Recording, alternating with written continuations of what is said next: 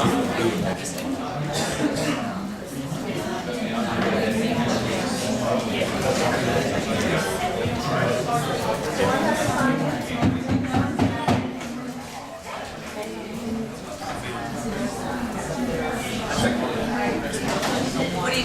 good evening. Thank you everyone for coming and for being here. It's great to be back. I had such a long break from December to now, missing January, but thanks for the opportunity to be away and we shot many ducks and had a great hunting trip. So it's good to be back. Missed you all in January. So we'll call our meeting to order and we'll begin with the invocation. Kathleen, this other if you will, to the word prayer. Father, how we just thank you tonight that we can all gather here to entertain us. Lord, I just pray that you will guide our meeting, that we'll discuss the items that come before us, Lord, and that we will do whatever your will is for our community. We love this town and we want it to be the best. Be with our town council tonight, and be with all the staff. We ask these things in Jesus' name. Amen. Thank you. Now if we could all stand and say the pledge of allegiance to the flag. I pledge allegiance to the flag of the United States of America and to the republic for which it stands, one nation under God, indivisible, with liberty and justice for all. And now we'll start to your left with our introductions. Valerie Robinson, Town Clerk. Diane Laughlin. Mike Alex. Dina Barnes. Tim Sessoms. Elizabeth McClellan. Alicia Flowers. Scott Whitaker, Town Manager. Katrina Witt, Finance Officer. Julie Reed, Town Planner. Important to note that Bill Hill is down with the flu and a very high temperature, and we told him not to come, and normally there's backup that's provided, but all of the backup were booked for something else tonight. So if any issues come up or that's an issue, we may have to table it and wait till Bill gets back to get his input. So he will not be here with us tonight. Item number 4 is the consent agenda. We have the things listed there in the consent agenda. Does anyone would like to make a motion that we accept it, or do you have questions?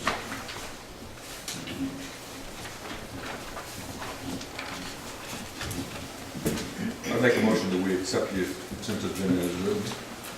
Have a motion by Mr. Adams. Second by Mrs. Barnes. All in favor, please raise your hand. Thank you. Yes. I almost called you Mr. Sessoms. Okay. Number 5, announcements. Anyone have any announcements? I do. Ms. Flowers? The chili cook-off will be February 28th at Goldman's Antiques, and you can enter by the 14th. It's a contest. I make really good chili, so I'm challenging the rest of you to come and bring the chili. Sounds like it is on. It is. So February 14th is There's a sign up. deadline to sign up, and 28th is the cook-off. The tasting starts at 11 o'clock, and at 2 o'clock will be judgment. Very good. 28th is Is the event. Yep. Thank you. Anyone else? I'd like to announce our Founders Day event, so you can get that on your calendar. It's, as usual, it's Friday and Saturday. The dates are May 15th and 16th. And the time, Friday is from 6 to 10 in the evening, and then Saturday will be the parade at 10 a.m. and it'll go until 4 p.m. That Saturday, and put it on your calendars. Thank you, Mr. Whitaker. Founders Day is a coming. Any other announcements? If not, I would also like to make mention of an announcement we've been talking about for some time, a Summerfield Merchants Association, and trying to get businesses in Summerfield to get together, to work together, to be able to help sponsor events like Founders Day and do good things for our schools and students. And we're really excited to announce that we're going to have a meeting of that, the first meeting coming up February the 17th. February 17th is on a Tuesday, and it'll be from 5 o'clock to 7 or 7:30 at the Polo Farms Clubhouse. And hopefully we'll begin meeting then and have monthly meetings from there going forward.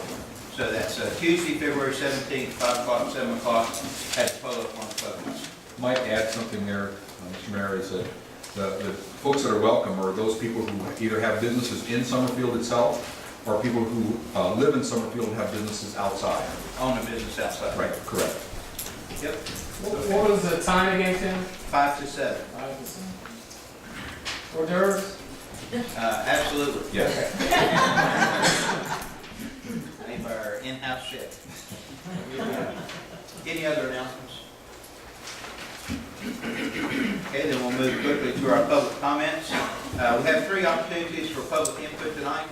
The first will be the public comments, which is an opportunity to come up and talk about anything that you'd like to address. If you would, please come to the microphone, give us your name and your address, and you have 5 minutes to share during that time. And then also, following this, we'll have a public comments in reference to the upcoming budget, the budget for this year. So if you have any input on last year's budget, this coming year's budget, you have an opportunity to come up, introduce yourself, and you have 5 minutes to share on that one. So that's the second one. And then the third one will be regarding our rezoning that we'll be doing tonight. And you have an opportunity to come up, speak either for or against it, have 3 minutes to share, and then we have a little bit of rebuttal going back and forth with that. And so that's the 3 opportunities. So the very first one we're going to do is just our regular public comments. So that's what we're doing now. So if I call your name and you signed up for something else, please let me know. You don't have to speak now. You can wait till then. Or you can speak in both places. Totally up to you. We appreciate you all coming and sharing with us. So we'll start with Mr. Morrison. Pays to be at the front of the class.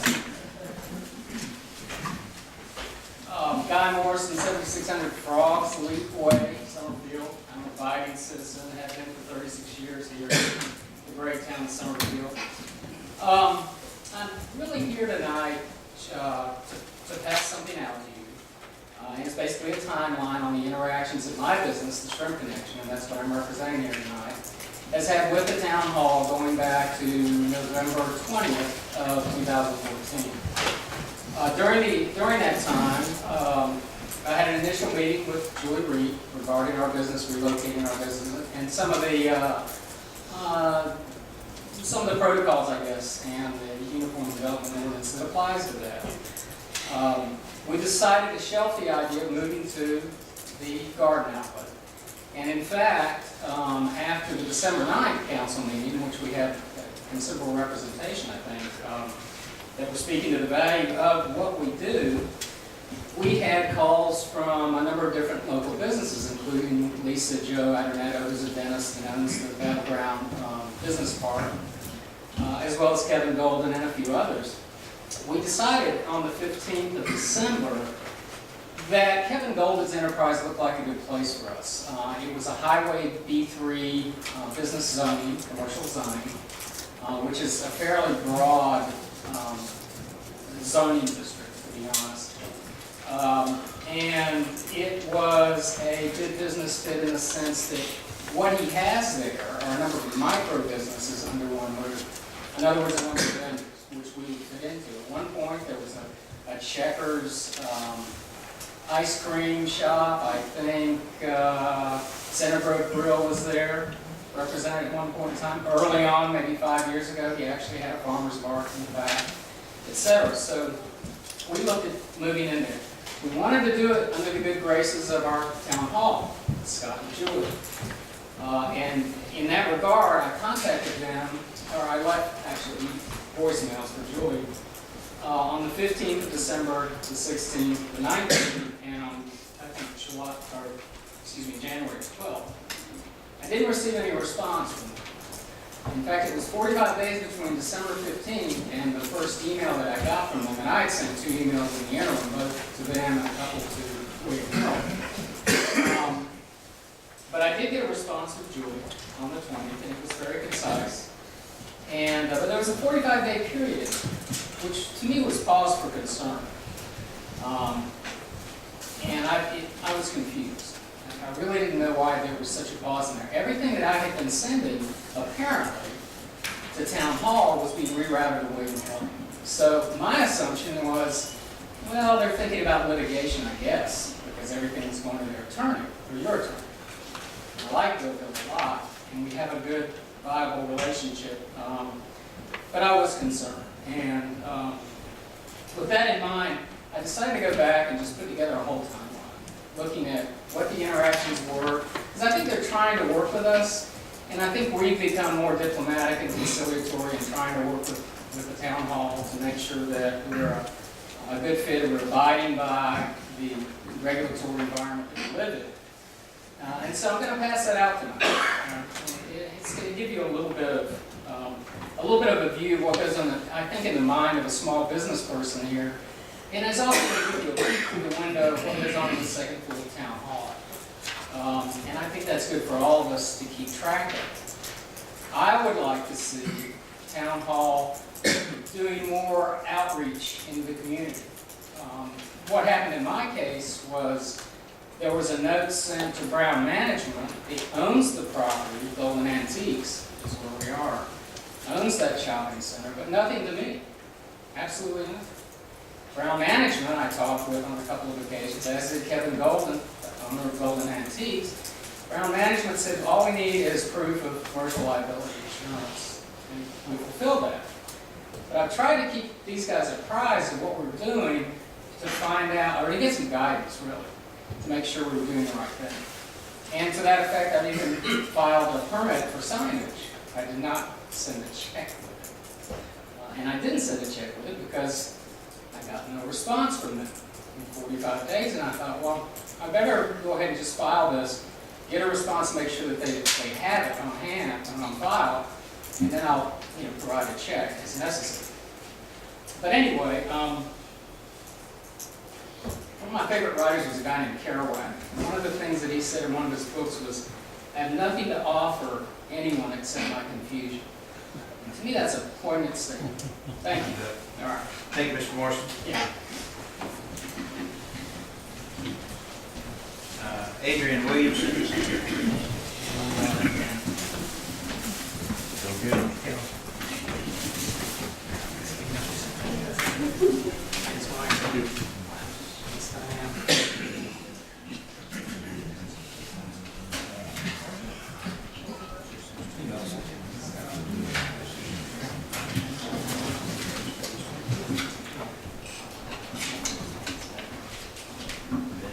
Yes, sir. My name's David Woods, I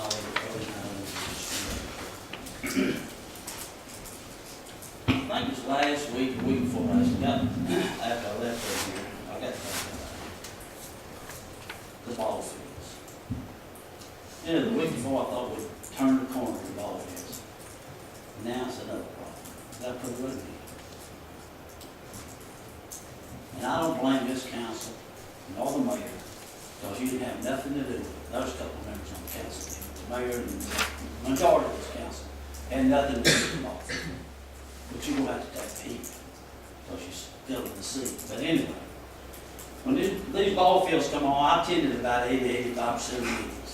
I won't hear 100% of the time, but I think I'd see probably 85%. Never remember anything discussed about having to buy property, renew property to get an entrance into the ball field. You never convinced me that the previous council didn't know what 220 was going to do. You never convinced me. Because it was presented to the people here that this was the greatest thing for the town. It was even greater than sliced bread.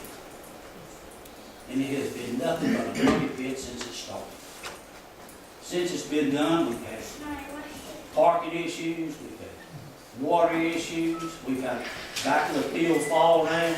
I mean, it's just been one fiasco after another. It's even worse than the parks, and I thought it could never get no worse than the parks. And then they put this big dish out there on the road and painted it up, and stitched letters like it looked like a ball. The greatest thing since the beginning of times. I can't understand what the people that live on 220, the church, that's just down past the ball field, the road down, I forget the name of the road. Medford. Yeah. And the charter school, what are they going to do about getting in and out on 220? I I mean, you can't tell me it's not gonna be some way that the people can come from town, turn back, and go back up to the charter school. And when they leave the charter school, if they wanna go back north, y'all said they're gonna cut a road in for old Summerfield Road, where they're gonna have to turn back, come out by the town hall, take a left up there and come back out of the stoplight and go back the other way. If it's no other exit.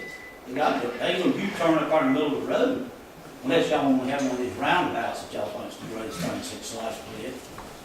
And they ain't gonna put that on 50.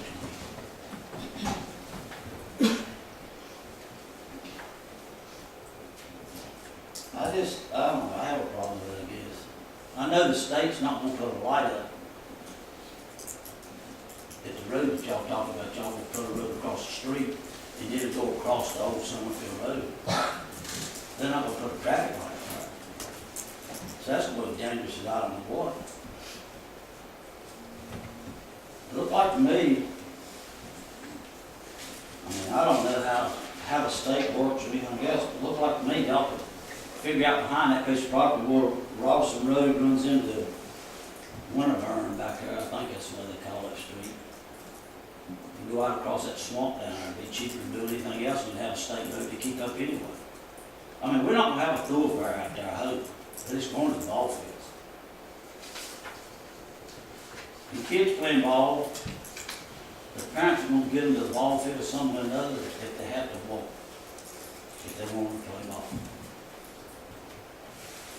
I mean, I had two kids grew up, we played all these fields around here in Gifford County and other counties.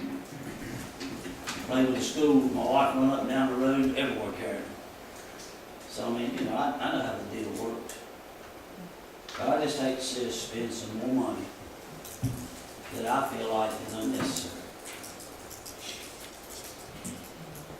Because there's got to be some way that the state will fix the road to where the people already there can get around. And it's gonna be a traffic, what are you gonna have a traffic island down through the center, so you gotta turn somewhere. I mean, you can't go 5 miles without having a crossover. And I just think we just need to do some more study before we keep spending money on putting this $300,000 project in or whatever. And it's just like the gates up here. You'd think this was the biggest deal in the world, to put something up to keep people from driving through the gates. I mean, you know, man can take a bag of concrete and fix it in 30 seconds. My time's up. Yes, Well, I'll give somebody else an opportunity. thank you. Appreciate y'all listening to me. Yes, sir, thank you for coming.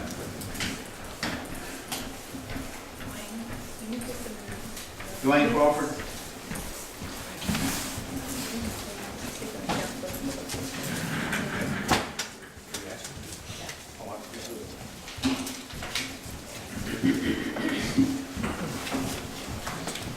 Dwayne Crawford, 1106 NC Highway 150 West, two issues. There was the, what did y'all have, retreat, the retreat.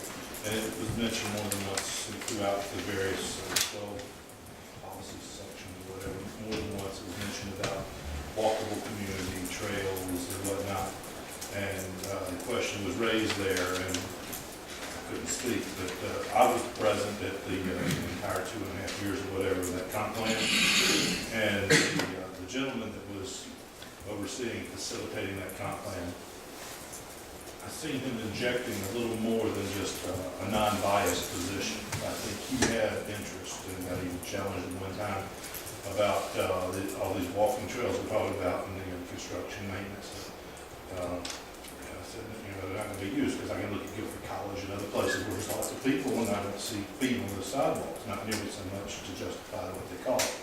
And his statement was, well, if you know the gas price keeps going up and we run out of gas, we're going to need those walking trails to get to the grocery store. And my response to him was, if we get to that point in time, we got a lot bigger problems in figuring out how to walk to the grocery store. Back in horse and buggy days at that point, you know, other kind of disaster come with that as well. We regress it. I want to bring that up. And now, I sit on the Public Safety Committee. I'm going to talk about water here, and I want you to look at me not as somebody sitting on the Public Safety Committee. I want you to hear my opinion, not somebody on the Public Safety. And I'm trying to hear, because you might ask me questions later, and I might answer them a little bit different than from the public safety perspective.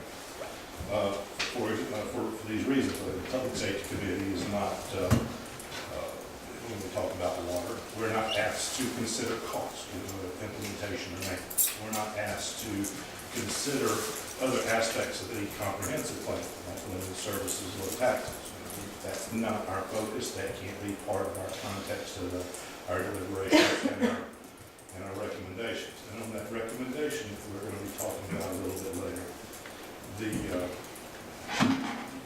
guys already know this. For the audience, my appointment to that was at the very end of a process that was already in place. My first setting on that Public Safety Committee was when a presentation was given. I heard the presentation. I thought it had merit. And based on what I heard and based on knowing the context of somebody who sits on the Public Safety Committee, could consider lots of things I had lots of questions about. But what came out of that committee was a recommendation for this body to consider what was presented. One of the options, probably should have said, in my opinion, probably should have put them all on the table, which you did ask for. But I think you need to hear, to keep in mind, because it's not necessarily clear in the way some things are worded, it was a recommendation for you to consider, and the deliberations we had at that meeting, based on the merits. That was the one thing I kept. I said, there's merit here, it's worthy of consideration. It wasn't an endorsement, and that's what I'm going to walk with. I want you to. Thank you. Thank you, Mr. Crawford. Gail Dunn.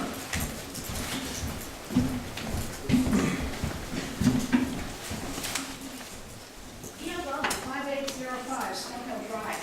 I'm hearing a lot of assertions lately about this is legal, but I think the mayor and manager council should first look at the town charter to determine what the limitations of the town government really are, because we're going way afield with that.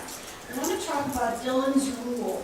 The town government has the powers only granted by law. It's commonly known as Dillon's rule. In the late 1800s, John F. Dillon, a Supreme Court justice in Iowa, developed this legal principle.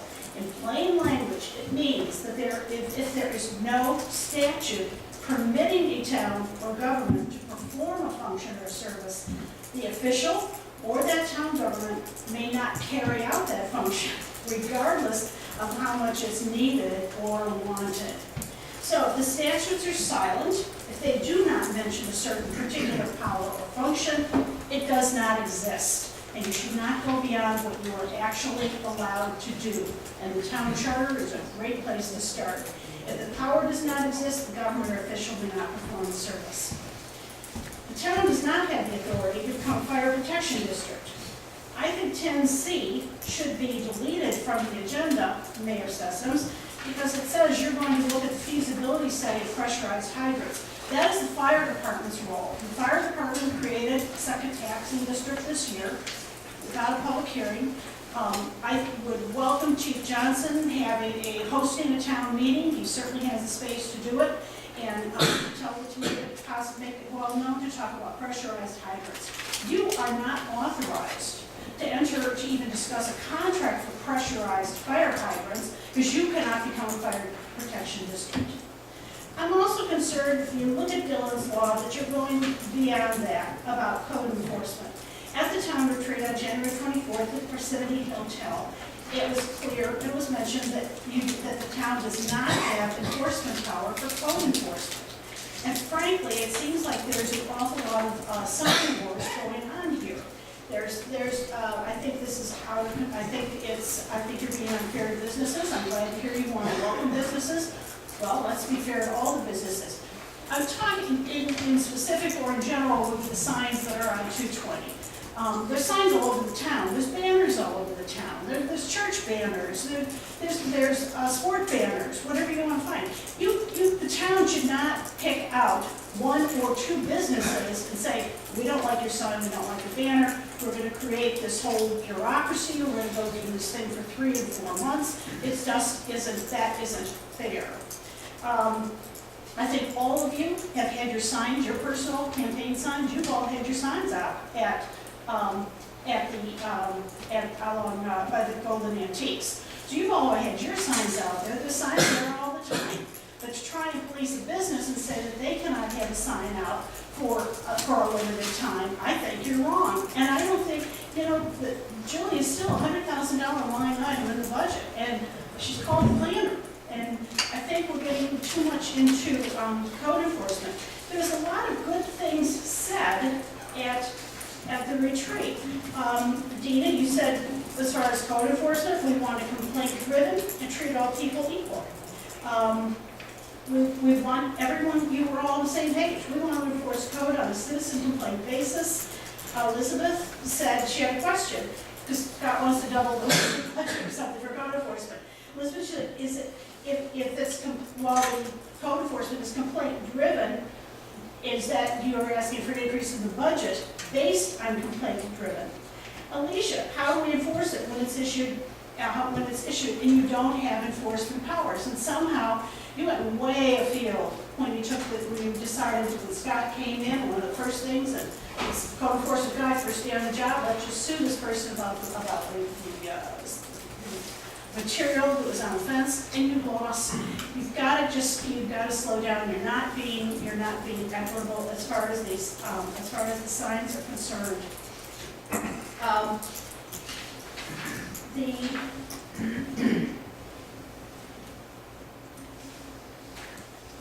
The other thing in the code enforcement, this is crazy. I was wondering who wrote this when I sat there and I listened to some of this stuff. And my notes said that Scott said Kevin wrote this. Well, Kevin wants you to double his budget for code enforcement. And it says something like you're not complying with the Constitution.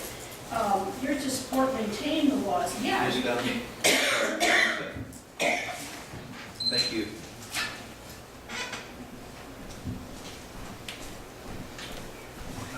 Next, we will do item number 7, public comments for the fiscal year 2015-2016 budget. So I would just remind you that this is also limited to 5 minutes. Please introduce yourself and tell us where you're from. And didn't have that opportunity. Gail Dunham. Had I known you were there, I would have been down. And Mr. Mayor, may I interject one thing? Pardon me, Ms. Dunn. I had set on the calendar that following the retreat to give just a brief review of the priorities that came out of that. And there were literally 3 things, and I'd like to maybe name them, and it'll help the conversation, if that's okay. What came out of that retreat was a master plan development for our historic crossroads, our intersection area, town center, if you will, to complete the AMI Greenway that we've been talking about for a long time, develop clear and concise development ordinances, and those were the 3 biggies that came out of that, so just want to put those out there before we start. Thank you, Mr. Richard. Ms. Dunn, your time starts now.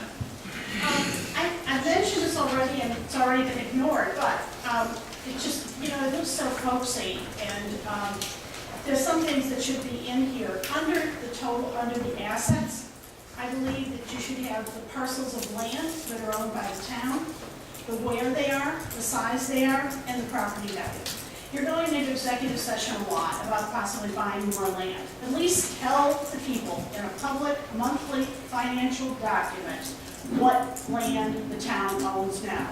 The other thing, when you buy the land, is all the property rolls. So, it's no longer taxable. But it just seems to me that that should be something in a professional budget. The state statute requires that the budget be completed and posted by June 1st. That hasn't happened.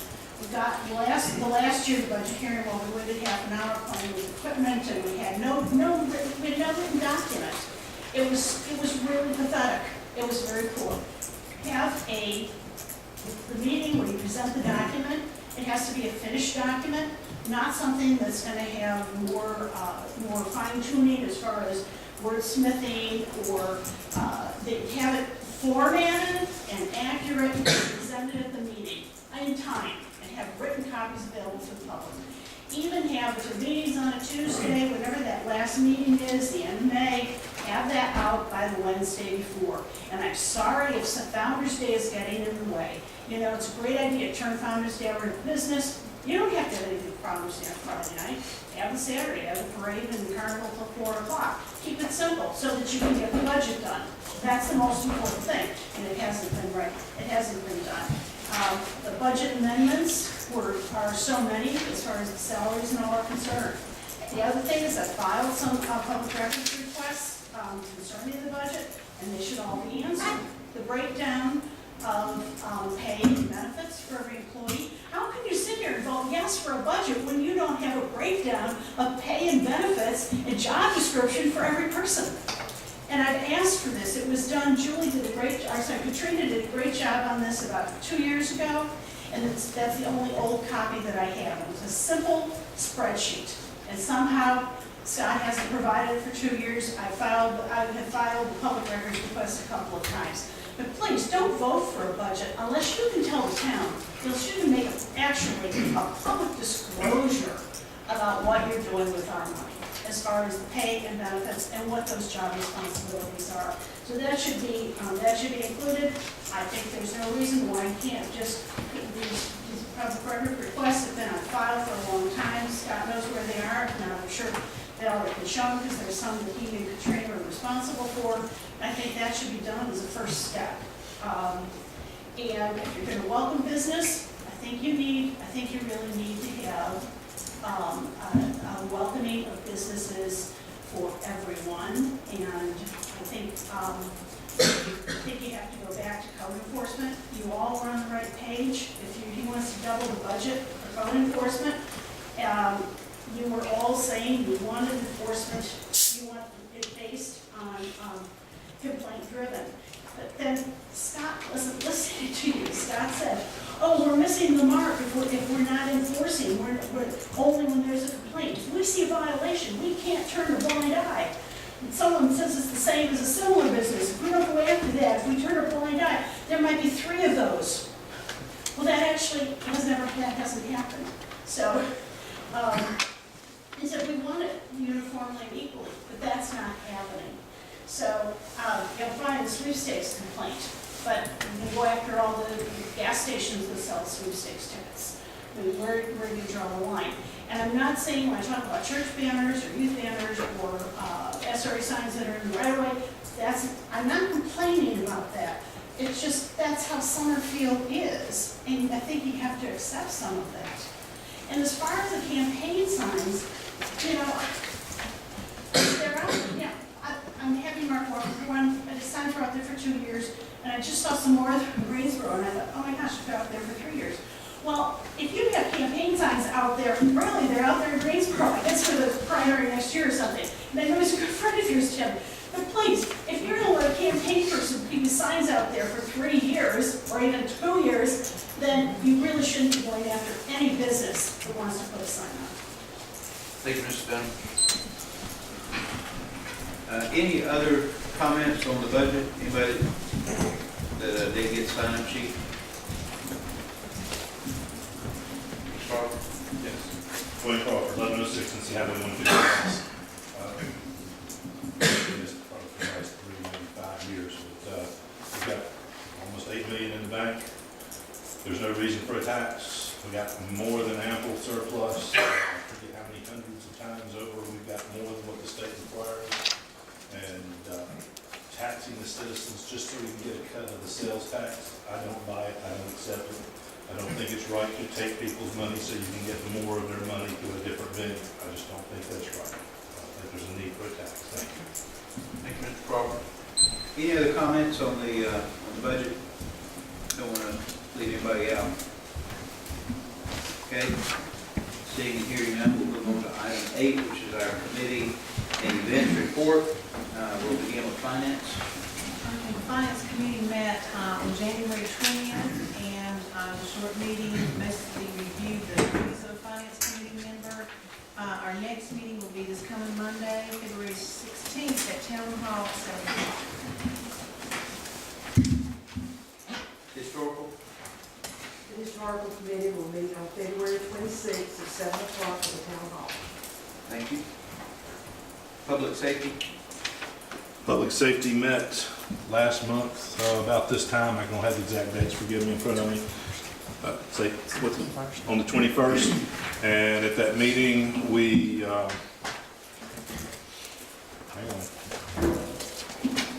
we talked about progress with the procedures for the town generator. And we talked about water alternatives, which I'm not going to get into much because it's going to be discussed at length later for fire safety. And then we talked about dry conditions, and there's been some fires, and people need to be cognizant of dry conditions, low humidity, and watch out for creating a fire, grass fire or whatnot. We talked about cars being unlocked, and people, it's a common target, so you need to make sure you keep the cars locked and keep things, objects out of ready visibility in your cars. And we elected new officers, Roxanne Gilgallen elected chair, Don Winnelton vice chair, Cherry Pikett was elected secretary, treasurer was Rick Hall, and web liaison, Teresa Pigger. And then we adjourn. Thank you, Mr. Crawford. Trails and open space. The Trails Committee, three of us went to a meeting on the Mountains to the Sea Trail on Saturday. It was really a cool meeting. Came back with a lot of really cool ideas. We are meeting tomorrow night because we had a conflict with our meeting in January, so we're meeting tomorrow night at 6 o'clock at Town Hall. Tomorrow night, 6 o'clock, Town Hall. So Yeah. we said, Yeah, I thought maybe I said it wrong. no, you did perfect. Founder's Day. With Founder's Day, the highlights are that the committee's met twice so far. We'll be meeting again next Monday at 2 o'clock at Town Hall. Got more of a jump on this year's event, trying to get ahead of some different items and responding to council's directive. We're not doing the entertainment, extending it Saturday evening. We are putting more of a focus on the parade and getting more entrance and more viable parade this year. Another thing is that we're working on the logistics of the challenges of having it at Summerfield Road, the parade, and the event itself at the athletic park, and advertising a bit sooner, and we feel like we're in a good place in relation to where we were last year as far as moving ahead again. Very good. Thank you, Mr. Whitaker. We'll go on now to our public hearing. So in just a minute, I'll turn it over to Ms. Reed to kind of lay it out for us. And then we'll have opportunity for folks to share. So if you have not taken opportunity, you can sign up over there if you would like to speak either for or against the rezoning. Please sign your name and put for or against, because that's the way we have to take them when we get ready to have opportunity for public comment. Ms. Reed? Tim, and Madam Solomon. Oh, I have? Yes. Is this it? Yes. Put it back in Yes. there. This rezoning case has been filed by Renee Wydell, who's a longtime resident of the community. We're dealing with a very small portion of a 131-acre tract, 8.313.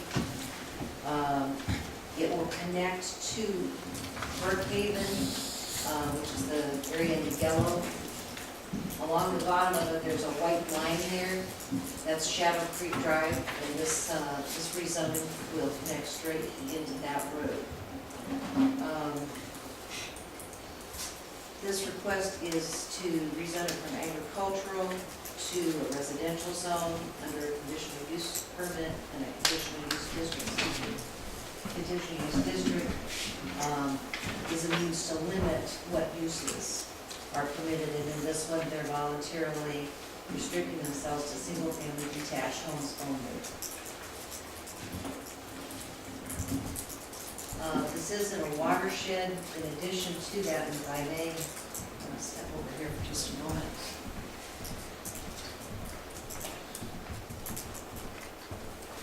Right along this area here, there is a floodplain that runs all the way through. And this particular development will actually begin north of that floodplain. So no portion of that will actually be in the floodplain. In addition, right across here, where you see this dark line, there was a commercial nursery at one point, and they are Arizona cypress. And there's a 25-foot easement that has been put in that area to preserve those trees.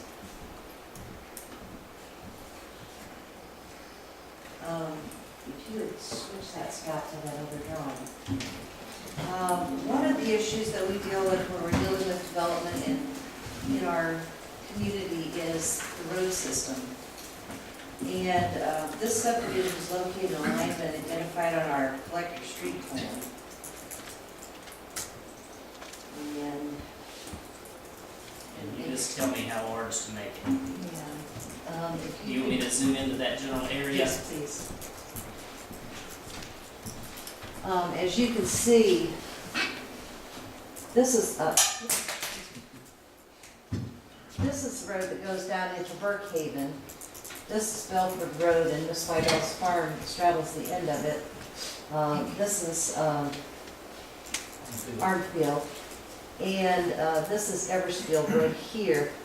When we did a recent rezoning, of course, we have the Brookhaven comes down here, and this is the Shadow Creek. And as it comes out of here, it would run into Miss Vidal's property right here. So actually, this will bisect part of that subdivided area.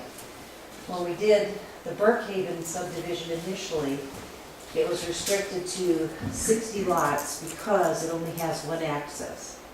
In our comprehensive plan, it calls for all major subdivisions to have 2 accesses. Question is, we didn't define what a major subdivision is. So is a major 100, is it 500, what it is. But the main point is that what it attempts to do is to create this connectivity and to try to take some of the stress off of these larger arterials in here. So when we did Brookhaven 6, we rerouted the road slightly so that it would get very, very close to this Misty Hollow. So at some point we would be able to connect in here. So just want you to be aware that, you know, as these roads are coming in these subdivisions, they're part of a system, and that system helps distribute the traffic more evenly so you don't get a lot of congestion in areas.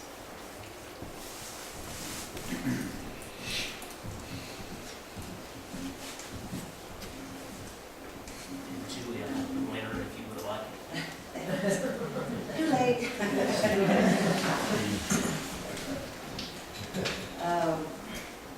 So, although we have restricted Brookhaven 1 through 5 to 60 lots, we then added 16 more lots with Brookhaven 6.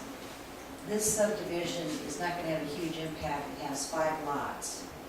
But I think we need to be conscious that as we move forward along this alignment, we need to start thinking about ways to connect up into those roads. Because right now we just have the one connection. In this subdivision, and in fact, here's my, if I may put this around this way.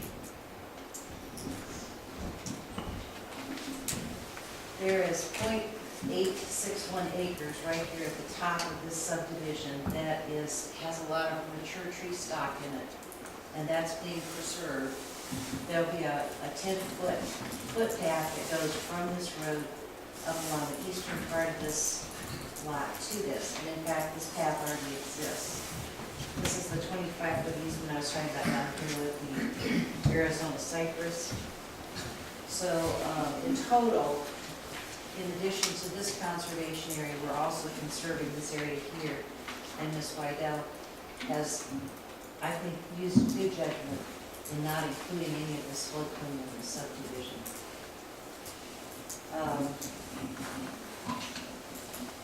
In your comprehensive plan, there's a couple of areas that I'd like to point out to you. One has to do with landscape elements. Again, I mentioned this preservation of this planted material that she planted herself, but they are mature trees and they will remain there. The second policy that relates to community character had to do with clear cutting of trees. And some of these would have been, you do have a wood, timber management, thank you, I was trying to say wood management, I think that was right.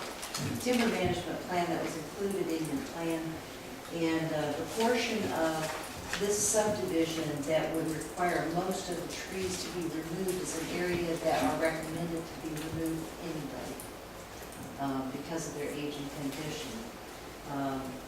The lower portion and this portion up in here are considered a level 2, and you can read the report. But, so this area right here in the center is an area that would have been scheduled for tree removal anyway.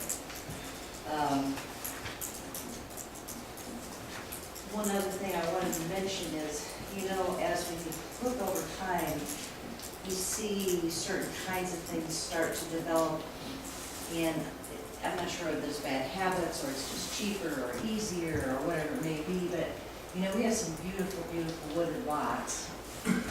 And one time I had an appraiser tell me that a mature tree of 12 inches in diameter was worth $3,000 on appraisal. But yet, a lot of times when we go out on these new lots, we'll clear them completely. And these lots are particularly large. They have some particularly beautiful, mature hardwoods up in here, as are in some more of these areas, and we're just about ready to cut loose 2 more phases in Berkeley. And I think that we need to encourage the builders through deed restrictions to clear only that portion of the lot that's necessary. Not only because they're beautiful and they provide shade, but they also hold soil in place. And that's a very, very important thing for us to do when we count on these wells for our drinking water, and then we have to have groundwater come into those wells.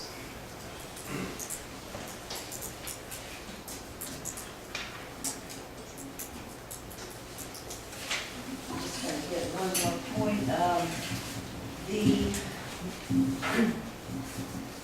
planning board did forward a recommendation to you for approval, and they cited a couple of different areas in the comprehensive plan as justification for doing that. In addition to that, they said that it was consistent with the surrounding zoning and residential development area, which it is. And again, Ms. Rooney, you have to make sure that you have to look at the forest land preservation or forest land management plan, so you can review and kind of see what that land is being planned for as time goes on. If you have any questions, I'd be happy to help. Thank you. Thank you, that was very thorough. I had a question, just real quickly, if you don't mind. Was that area of the woodland management plan, was that area 1, 2, 3, 4? I think it's a 3. It's number 3? That's right there. In the same. You see there's a 2 below and a 2 above. I think this one is, Okay. if I remember correctly. And it's on the screen there. That's it. Zoom in if you'll show me where. Yeah, it'd be in the bottom left-hand corner. So it'd be 3, right in this area here. Okay. 3, some 2, and That open area is large, and the area is not near the footprint. Any other questions? That timber management plan was done in 2007. Has there been any timbering on that property since then? It's not yet. Okay. Well, I think Okay. I lost about 30 trees that came down, but there were 78 on August the 10th. We realized that I've got a lot of trees that are down, that I just lost that. Offers about it. It's really sad. The other thing about traffic congestion, we're talking about those roads in Berkeley. All those roads are going to empty out onto 150, is that correct? They will, but one of the things that you try to do is you try to spread that out. So, for example, if you had, let's just say you had your son wanted to come play with the kid over in this neighborhood, he doesn't have to come up to 150. So you start creating these crossroads that go through in alternate routes, and what that does is helps diffuse that traffic. So if these are in place and this is in place, then that helps diffuse that traffic. Now, normally you would see these extend further down, but this is all floodplain all the way through here, so they can't go down. So this is the best we can do for this area. This is one road that we believe will go through Eversfield, will go all the way down to Brookbank, but the other ones, it would be very, very expensive and not practical to do. Could you also share with me on the aspect of item number 2, under sidewalks, bikeway, trail system? I know you mentioned the trail system on one side. Will there be sidewalks throughout this neighborhood or this portion? Or just, I guess it's just the easement, 10-foot easement, that's it? For this particular one, there's 10-foot easement to their open space. There's been a lot of conversation about sidewalks in areas where we have such large lots. It's not very cost effective, and you know, in this small subdivision, you have a homeowners association to take care of them. So if you did build them, that would, one, they probably wouldn't get used much, but secondly, maintaining them would be a problem. So there's some things that we have to have a certain economy of scale before they make sense to do. This is just proposed to be fine. We're doing, Potentially. Oh, because of the topography, you can only get that many. Okay. And now we're not, watershed requirements. Okay. we are not talking about the subdivision tonight. We're doing the rezoning first. And then what happens is then they prepare their subdivision. So this So is this is a sketch plan, but it's, you know, Chris usually has a pretty darn good idea of what he's doing before he does it. So is it starting or will it connect with Brookhaven? Right. Okay. This actually is Brookhaven. Okay, right. This is Shadow Creek Road, so it'll come right into their dead end. In terms of future, if for at some point in the future, Ms. Wydell chose to or needed to do additional subdivision, this area in here has a pretty good drop off down in here, and it would be pretty pricey to do that, so it creates in some respects a natural break. So in order to really move forward with that, you want to make it not just one more little piece. So if you're thinking that this is an opportunity to kind of nibble away at something, that probably would not happen. It wouldn't be cost effective to do it that way. So if she decided to do something more, it would have to be, she would do it probably on a much bigger scale. But that's not something we can consider when we're considering this rezoning. Right. Any other questions, discussion?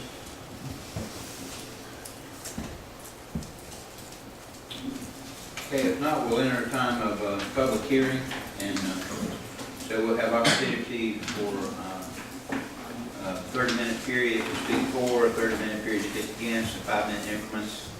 I don't think it'll take that long, we'll just have 2 folks signed up. And then following that, we'll have a floor rebuttal opportunity to talk to the cons, and then a con rebuttal opportunity to speak to the fours.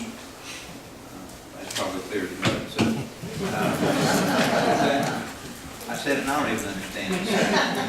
With that being said, Ms. Dunham, you're signed up here. Are you for or against? I'll speak for it.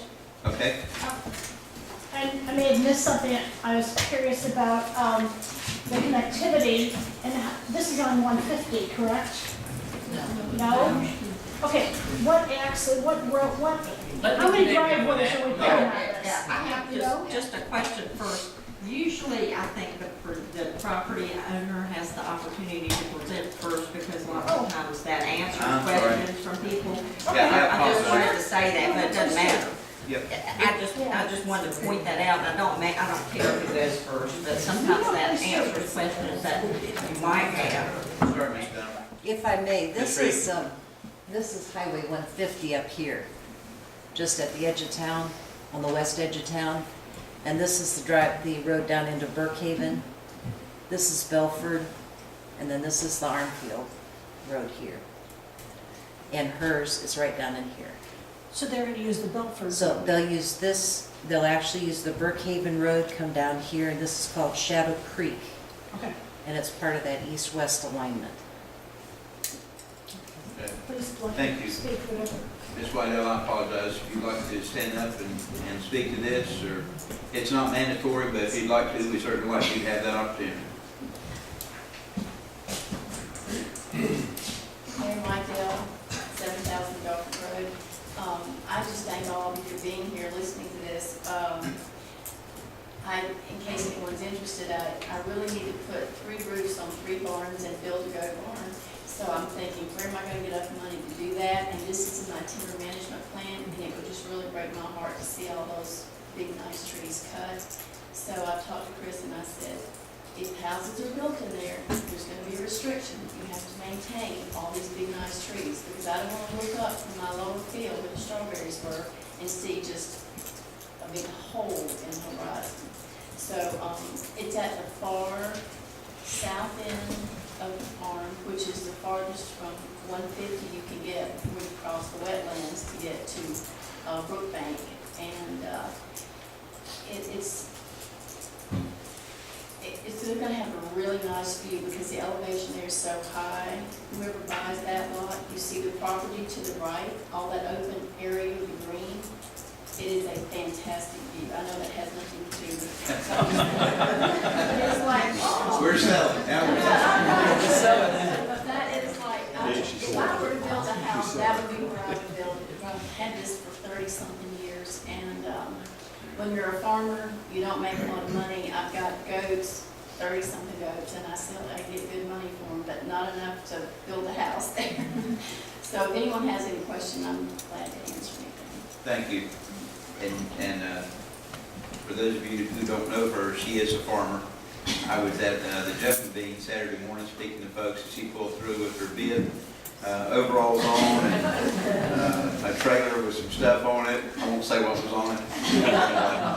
So we really appreciate you. Also, it's important to note that when Summerfield previously had a merchants association, it was called the Northwest Merchants Association, and she used to very kindly house that and give them opportunity to meet before it moved over to Oak Ridge. So it's been a big help to Summerfield. We appreciate it a whole bunch. Okay, now, is there anything else I need to do, or can we do the forwards? We can go forward, and everyone has 3 minutes. Thank you. Ms. Dillon, you can start all over again with your 3 minutes. This is such a beautiful piece of property, and I was trying to picture this in relationship to the other roads, because you've mentioned about the connectivity. So, but I'm sure if this was my property, it would be hard to part with 1 inch. So, but thank you. Okay, thank you. Chris? Chris Rohr, Land Solutions, 200 South Regional Road. Thank you, Mr. Mayor and Council. Ms. Reed's done an excellent job of presenting this case. I would like to add, our open house, and throughout this whole process, we haven't had any opposition to this request, and feel it's an appropriate request, and would appreciate your support. Thank you. Thank you. Any other one that would like to speak for the rezoning? Anyone else? Okay, if not, we'll close that time and we'll ask if there's anyone who would like to speak against the rezoning. We have none listed here, so anyone?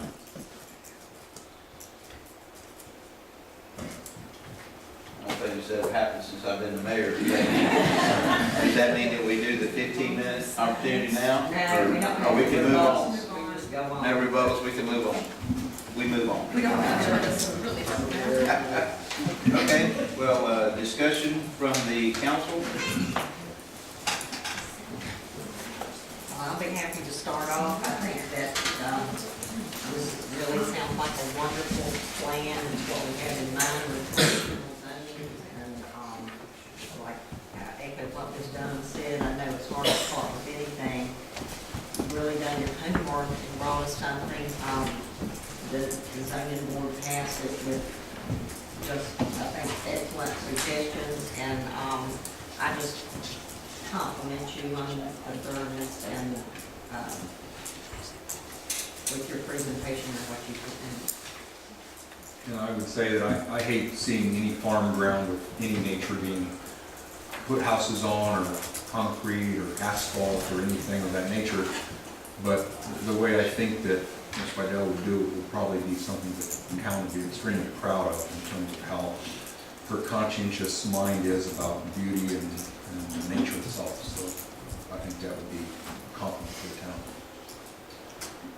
So the plan is to go through Burkhaven and knock down Belford Road. That would split my farm right in the middle. I drove all the way down it, and I kept driving. Where is this place? I can't find it. Okay, so you're not gonna use Belford, and my other question is, how can you not grow strawberries anymore? And I couldn't get, because I would only grow them organically, and I couldn't get the plugs the second year I tried, because there's so few people that will start them organically.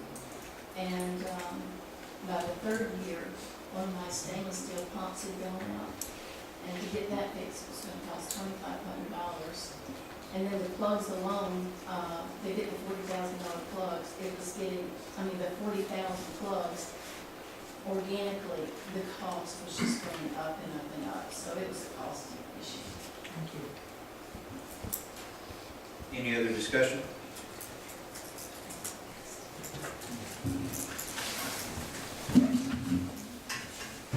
Hearing none, would someone like to make a motion? I move that the request for Renee Waddell for rezone the 8.313 acre portion of her 131 acre farm from ag to CURS 40, conditional use residential, located in the watershed general area, be approved.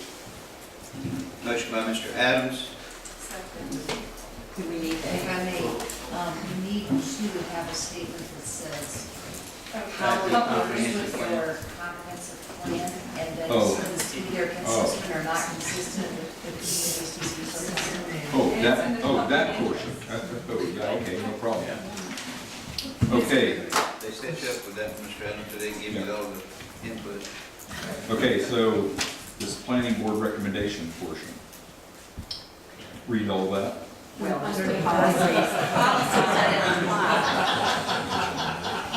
Well, referring back to the agenda, the cover sheet for that, you've got to say how it's consistent with Okay. the comprehensive plan, and then you need to be specific in your motion and cite specific policy areas to support your. All right, let's try this again.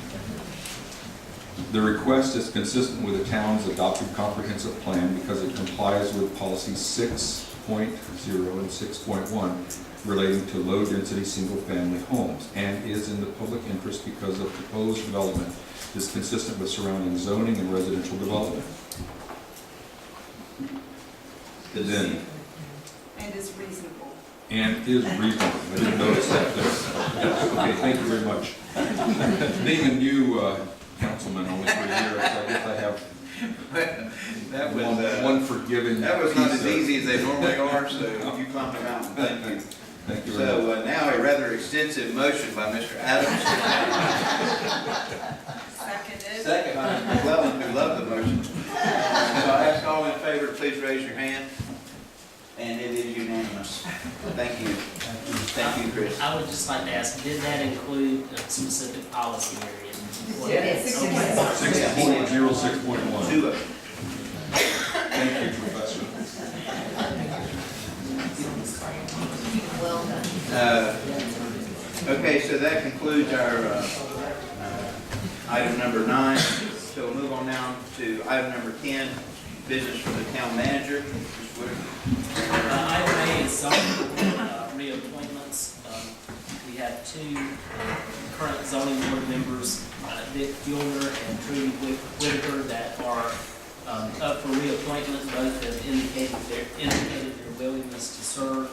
In your package, you were given the roster with the details of how long they've been on the council. Also had informed you of their attendance, which is a component of consideration for such appointments. And with that, I'll open it up to the board for discussion. Well, I know both. I think we're fine job. We do it individually. I think we usually do. You can, You can do it either way, but traditionally, we tend to do it separately. Individually with a motion So, and vote. Okay. Any other discussion? I just want to ask a Okay. question. When we received this in the packets, I asked Valerie about the, if their terms are subject to like 2 6-year terms with the same parameters as a regular committee. And her answer was no, that the zoning board and the board of adjustment have no maximum number of terms. I know both Dick and Trudy, and I think they do an excellent job, but I think we might want to consider in the future, especially in the past, someone has said we need to, other people need to have a term. We might want to consider in the future putting a limit on the number of terms instead on those 2 committees. That's all I was saying. That would certainly be something we could consider in the future. With the zoning board, in particular, the Board of Adjustments, they go through so much training and preparation to be able to do that job. I don't know. It might be a tough spot to fill, maybe not. But Let me something make we could consider. Let me make a comment about that in the absence of our attorney. I don't pretend to know the answer, but the zoning board is handled differently than our standard committee ordinances that govern committees.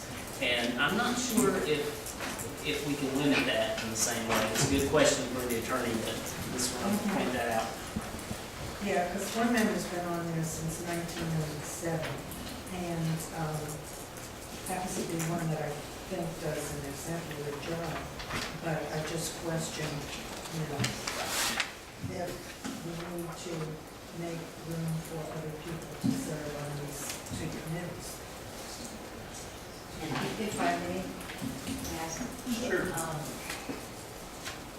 those are 2 of the only statutory boards, and they're not committees, they are boards.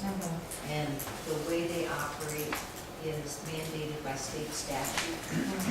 And those are the only 2 boards that can really expose you to liability if they do not perform their jobs properly.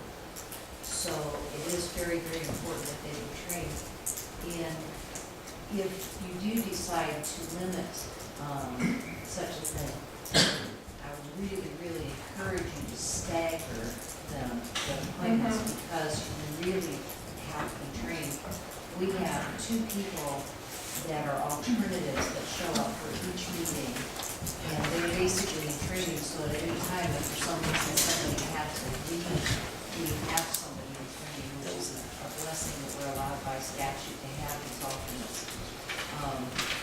But the amount of training they do have is because they are state mandated. I think that's perhaps why initially that was done.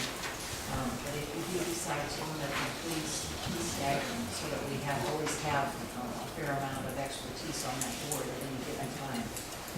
I have a great deal of respect for the zoning board. I've been to a number of their meetings.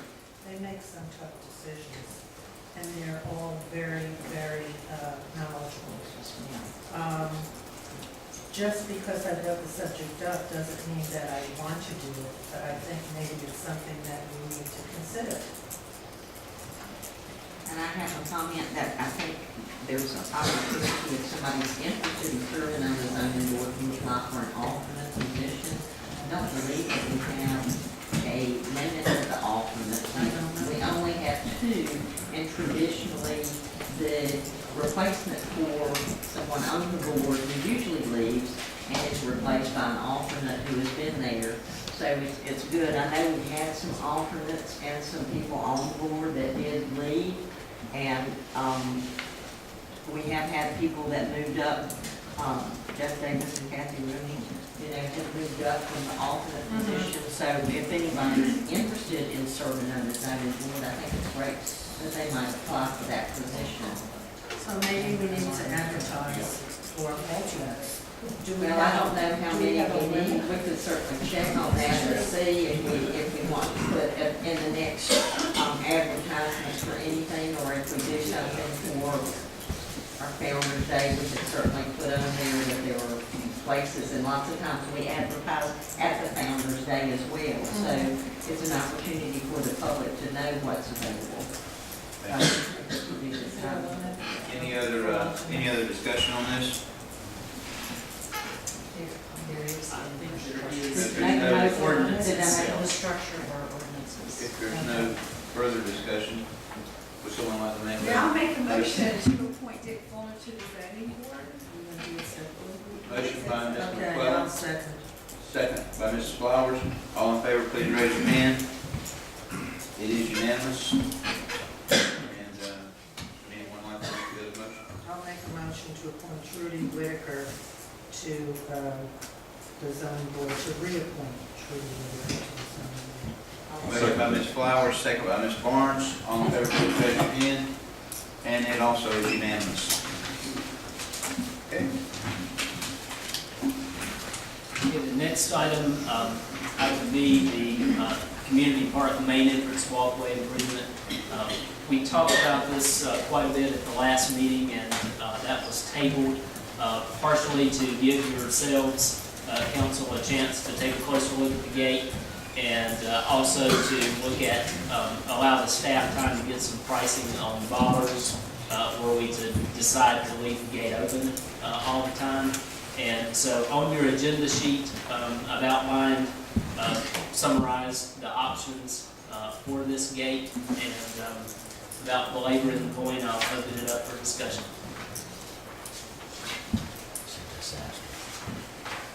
Well, your recommendation is not to leave the gate open all the time. Right. This is. Well, I guess of the three options that we have, one is somehow fixing a gate within that gate that we could leave open so folks would have access. The other one is to do a paver's walkway around our gate so people could go around the gate and go into the park, which I don't really understand that one. And then the other one is to put the bollards up in front, something that'd be removable, and so at that point be able to open the gate, nobody would be able to drive through there at night.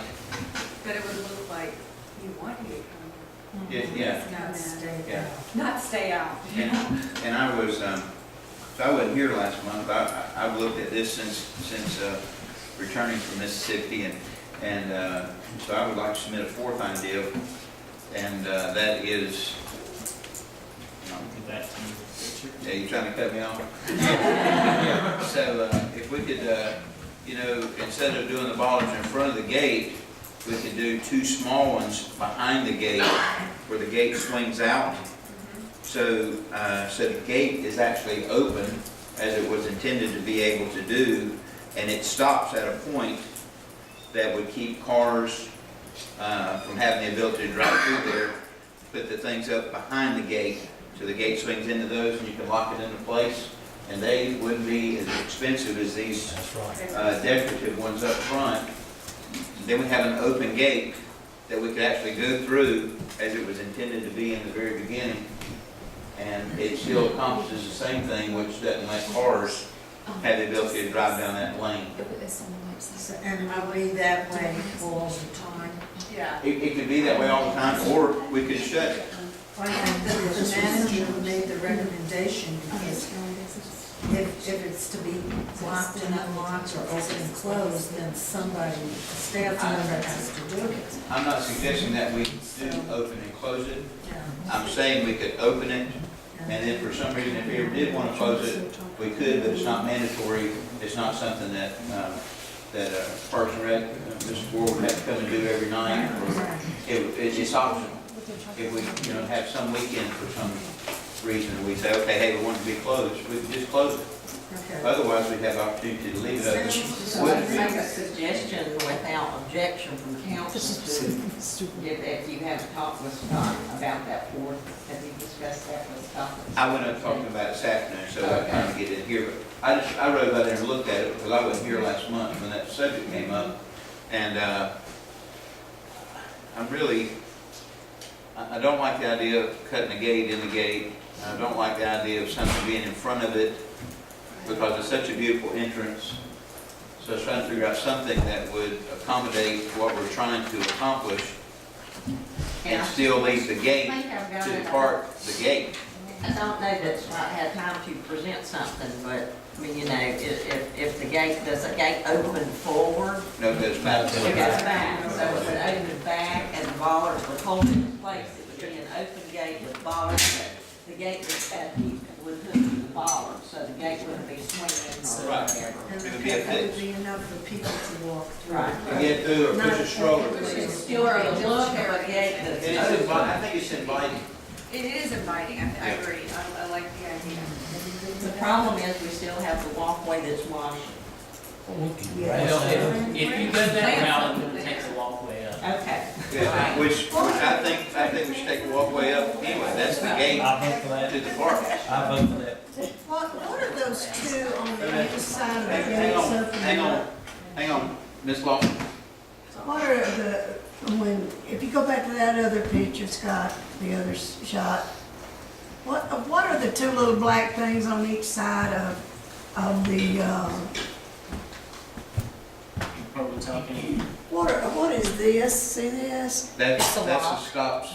That's the Those stops are for the gate. Those are the stops, and then essentially what the mayor is suggesting is putting two more of those internal, let's just say for point of conversation, where the pavers are, start, so that that gate swings open partially and ultimately has an opening of, let's say, 5 feet wide, Exactly. and it's basically held in that position at all Yeah. times. And on days when we want to have it full open, those are removable.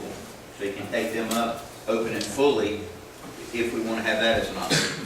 But it doesn't mess with the integrity or the design of anything to do with the gate. When I thought, can we put a chain across there using those two things, but there again, that wouldn't allow strollers and so forth. Right. So, anyway, I just couldn't figure out what they were, I'm sorry, right there like that. So any other, Question, when you look at the price of the bollards that were in, I think it was in item 3, was it bollards, like 4 bollards all the way across, or? No, it was 3, it's roughly 20 feet, and we wanted to get them far enough where, you couldn't drive Good cars. road, yeah. Right. And so we measured it out, we needed 3 to go across there. If you were to go with this suggested method, You'd we use would 2. do 2, and they wouldn't be a need for more decorative bollards. Right, there'd be Maybe simply just similar. stops. Be more Maybe similar to those utilitarian. It'd stops. simply just be flat stops, and you'd be okay. Yeah, I mean, we'd still need to be able to take them down if we Correct. needed to, but so a more basic bollards. I want to recognize Mr. Crawford, he's had his hand up for a long time. Just an Is observation. this a public safety piece of input, Mr. Crawford? Maybe we can weave it into that. One of the goals here was to keep the people off the grass and steer them towards the road. Well, you're creating a funnel, putting them right down the middle of the road with this approach, and I think that's a fine idea. Thank you. Might have to agree with you on something. That's nice. Okay. So you're talking about taking up the little walkway thing, what are you gonna do for there? We need to let grass have that area if we're gonna do this approach. But you sounds don't do good. something, you're still gonna walk it if they've gotten a habit of it, so can you? No, not if it's open. If the gate's open, they'll walk right through the gate. I go around that thing all the time, and I always walk around it and go, why do we have a gate if it's never open? So I think it'd be great. It'd be great to use the gate. Based on the discussion that we've just had, is it appropriate to make a motion that we go with a Ford that's been new, or does it need to do some analysis? You can if you'd like. It's not really necessary. I have the direction. I know what you want to do. I just want to be clear that your intention is that if we do this, that it stays open all the time. Yes. Instead of us going out there twice a day, opening and closing and stuff. It stays open all the time unless you want to open it further. Unless you want to open it further, Or or for close it. some unknown reason, Right. or for some unknown reason, close it, but there's no expectation of that being done every day. Okay, and it is those two bollards, we did not budget for that. I may come back to you with a budget amendment just to do that if we can't find the money That'd be elsewhere. fine, $250. Do you Okay. have an idea how much those might be from the current stocks that are there, or those are similar to that, or is that something you'd have to look up? So basically, about $250 a piece if you got something really basic. Now, we may do something that's, you know, All $300. right, that's what I just was wondering, if you had the ballpark, that's great. Okay, So we could say the council has authorized you to move forward on this. Consensus is fine, unless you just want to make a questions about one of us, something else. I think without objection, it's in line. Okay.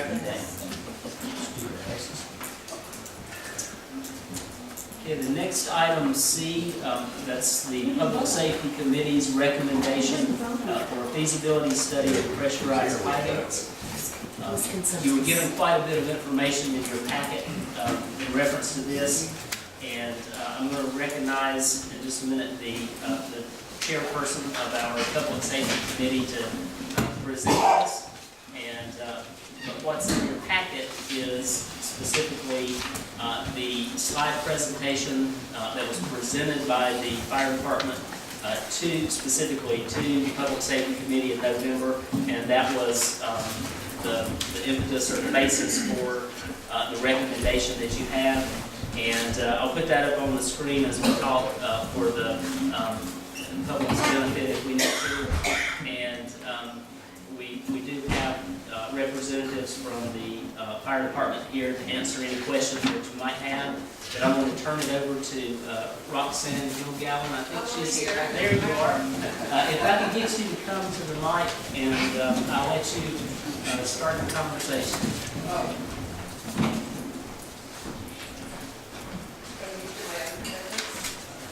Roxanne Gilgallen, chairperson of the Public Safety Committee, 7500 Beacon Drive. I want to first thank the mayor and the town council and staff for allowing time to discuss the town water issue from a safety and fire protection viewpoint. I know this has been a really long process, and because of that, I wanted to take a moment and thank the Safety Committee for all of their contributions during this time, and also for the subcommittee that worked so hard on coming up with the recommendations and giving us an excellent overview. Back in April of 2014, the town council discussed the town water-related issues, and it was decided that the Public Safety Committee would explore improvements to fire protection and come up with a recommendation. Well, it was the goal of the Public Safety Committee to suggest, what should be pursued and then how to move forward. So the Public Safety Committee decided to make a motion to have Chief Johnson head up a subcommittee, and it would be of experts to look into the town water issues and then to provide their findings to the committee. And then in November 2014, Chief Johnson provided the public safety with a video presentation, which you should have hard copies of, in this regarding the town's water safety, or the town's water system for fire protection. And during the presentation, Chief Johnson of the Public Safety Committee discussed safety reasons, because that's what we're focusing on in exploring these improvements. And I wanted to share with you some key items that were discussed and presented. First, over the years, there has been a reduction of water points, including the location of these water points. And these water points, this is where the fire services go and obtain water to take care of any fire emergencies. These water points have been reduced from 30 to 13 today, and that's a lot, considering the growth of the town, that, really presented. And there are many reasons why this is happening, from environmental to universal land development and use. So, and the other point is that the water points that's happening to us, we're not alone, because it is happening to other towns in the U.S. And that's noted in the handouts. So with the decrease in the water points, this causes an increase in the amount of time that the fire services is required to travel to the water points, obtain the water supply, and then travel back to the emergency. And this is will continue until that fire emergency is taken care of. The second safety reason is that it relates to the road construction. With the current routes being altered, emergency services have to increase the travel and response time. And the committee, agrees, and I think a lot of people in here would agree that, a response time is quite valuable when it comes to saving a life. So that was high on our charts. The third reason relates to also back to the road construction, which is that there has been a reduction in vehicle pullover access, meaning that cars are limited to move over when emergency needs to have free access to the road. And this too results in a delay of response. And to give an example is that 220 has new curbs already in place. If you look down on the main highway. So where are the vehicles to move to is another, again, something to consider.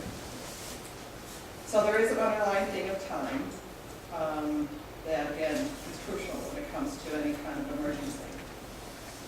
So considering these safety issues, the public committee discussed the options that were presented by Chief Johnson for consideration and possible recommendations.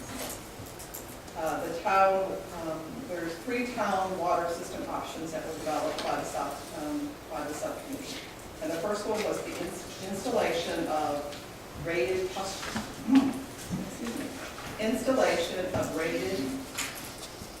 pressurized hydrants with adequate storage within 1,000 feet of all structures. The 1,000 feet has to deal with insurance regulation thresholds. The second was the installation of rated pressurized hydrants with adequate storage at key points at the town. And then the third option is just to keep the town water system as is and not do anything.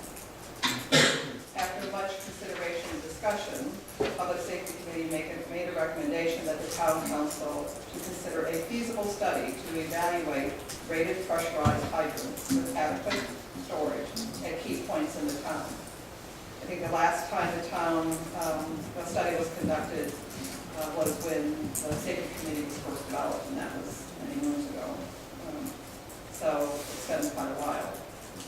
And so I think the new study would also provide, give a status report of what's going on. If we're getting to a point of sometimes we get to a critical point, a critical mass point, to be really considered, because this is not something that's easily you move forward on. So, so again, I just want to support and ask you to consider a feasible study. And what I'd like to do now is just open it up to anybody from the committee that want to share everything else, and also Q&A.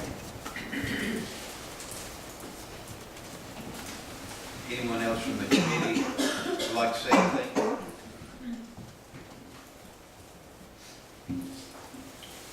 Okay, I guess just before we go to discussion on it, I would like to recognize our fire chief, Chris Johnson. Thanks, sir, for being here.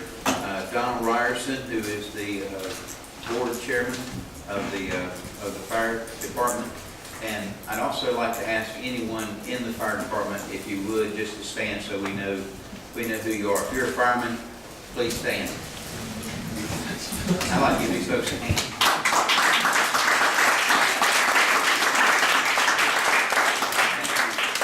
Thank you very much. We appreciate you all being here tonight. We realize the fact that this is an important issue, and we appreciate our Public Safety Committee and all the hard work that they've done and put into this. Also, you, Chief Johnson, and your team, for all that you guys have done.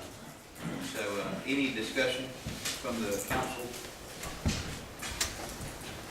I have a lot of discussion. Yeah.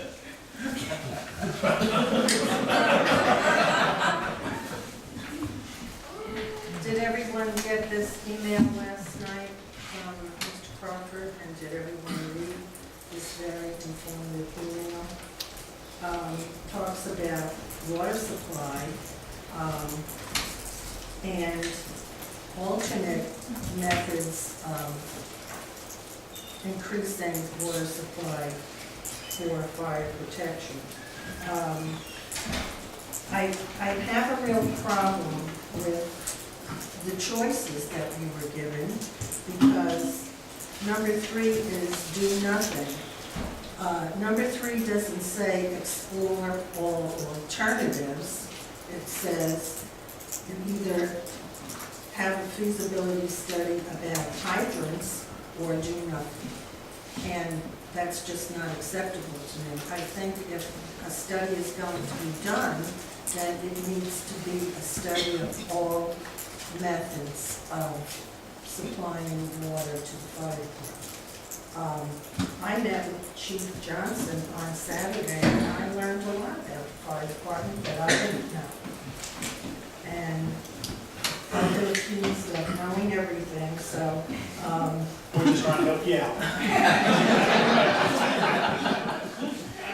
And I do need to help Mr. Crawford out with his email too, because not everything he has is correct. okay, that's fine. I had a couple of questions from you, but the thing that surprised me was that Mr. Ryerson told me that state statute says that the fire department cannot spend money on a water system. There in fact was written some time ago an attorney general for an opinion interpreting the statute. It said it was not a legal expenditure for fire tax money. Okay, so one thing we have to understand is that whatever we do, the town is going to have to be responsible for, because evidently by statute, the fire department cannot spend money on water. But there are a lot of other things that we can consider besides hydrants, like water towers and additional trucks and some of the things in that email. And I just feel like if we hire an engineering firm to do a study on fire hydrants, that's all we're going to find out about is fire hydrants, and I think that's limiting us. I don't disagree with that. Just if I can make a comment real quick, I'd like to see whatever, if we decide that a feasibility study is something we should do, that we have scope on that feasibility study that just doesn't limit it to simply pressurized fire hydrants. And just thinking about towers and pressurized hydrants, and the towers can feed pressure to the hydrants, whoever that might be. And I'm no expert, but that I would think is possible. But there's a whole host of other things that I would want us to understand before we embark on anything. So at least that's my thought. And I'm not saying that the safety committee has done an inappropriate job at all. I'm just saying there's options that we should explore before we invest a sizable set of funds, which if we invest funds of whatever that might be, we need to consider so many other factors. Where's our town going to be in 10 years? Where's it going to be in 20 years? Are we going to continue to sustain the growth that we are currently at? Will the national trends of firefighters, like we've experienced in the last 5 to 10 years, continue to slip? Will more building in areas restrict access to water points? And that's another great concern too. And the driver here is really the safety of the citizens and the safety of the firefighters. And those are things that I keep in mind. And things will cost money, but safety is money. Exactly. And I go back, and the ones I've spoken with since that, I have echoed that saying, I do think there needs to be a study, and it shouldn't be just one way. It needs to be opened up. It needs to be, I'm not an engineer in water. And I told the committee, I'm not an engineer in water. I can give you what I know. I can give you what's the benefits. But you need to get an engineer in here to tell you what needs to happen, not just today. So like Mr. Adams said, 10 years from now, 15 years from now, how, if we want to do something today, how will that help us 10 years from now if we need to add to it for some reason? It all starts with a plan. And that's what we have said. In your PowerPoint presentation, you even said this is not a recommendation from the fire department, because it's not. I give you what we know as a fire department. Yes, there are other means. Yes, Mr. Crawford has laid out some ideas right here, but he's not factual on all of it. He's giving you a small piece of pie. I'm trying to give you a whole pie. And a whole pie, an engineer coming in here and doing stuff. So I'll be more than happy to sit down, like I said, Right. and discuss things with any and every one of you. And I think almost everybody's taken an opportunity. Yeah, well, and I do Sit appreciate down, meet it. with you and hear you out, and I mean, this is a paramount, important issue. In our packet here, it refers to comprehensive plan, and, under the area of in the future, mandatory connection to town water, public water, sewer, no city water, sewer, public sewer system.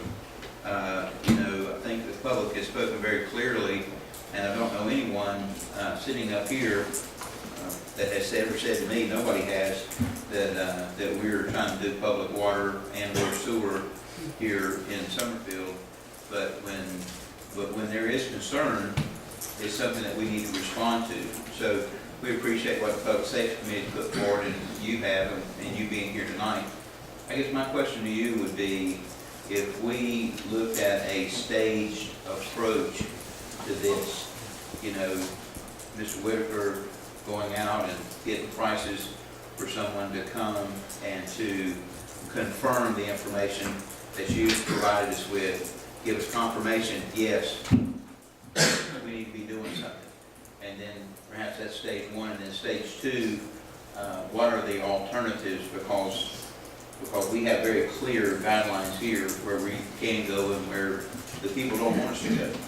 And so, looking at alternatives, and then once we get the alternatives, being able to look at the price of an alternative, perhaps in comparison to some of these things, and just to see how they compare. Absolutely. Does that sound? Yes. Any step forward is a positive. Is a step forward. Is a step forward. Sitting here doing nothing, that's not a step forward. That's not a step. And we're going back. Right. We said 30 articles, and we're down to 13. That's your 18, that's your 13. Yeah. What's it going to be next year? What's it going to be 5 years from now? Yeah. But we need to act on it now and looking forward in the future instead of when, oh my gosh, what's going to happen? And it's going to take us 10 years to get something in place. Same on that. Correct. I have some, go ahead, Diane. I was just going to say, just to clarify, what I heard was that the fire department cannot spend money on a water system. Can they spend money on the study or feasibility of a water system? I mean, the wording legally always has that little word in there that can change the whole story. So that's my question. You're not the first one to ask that question. I'm a file ours, and I am president of Summerfield Fire District Incorporated. But you asked it thoroughly. We're not sure. We would honestly need to go back and get a legal opinion under the current statute.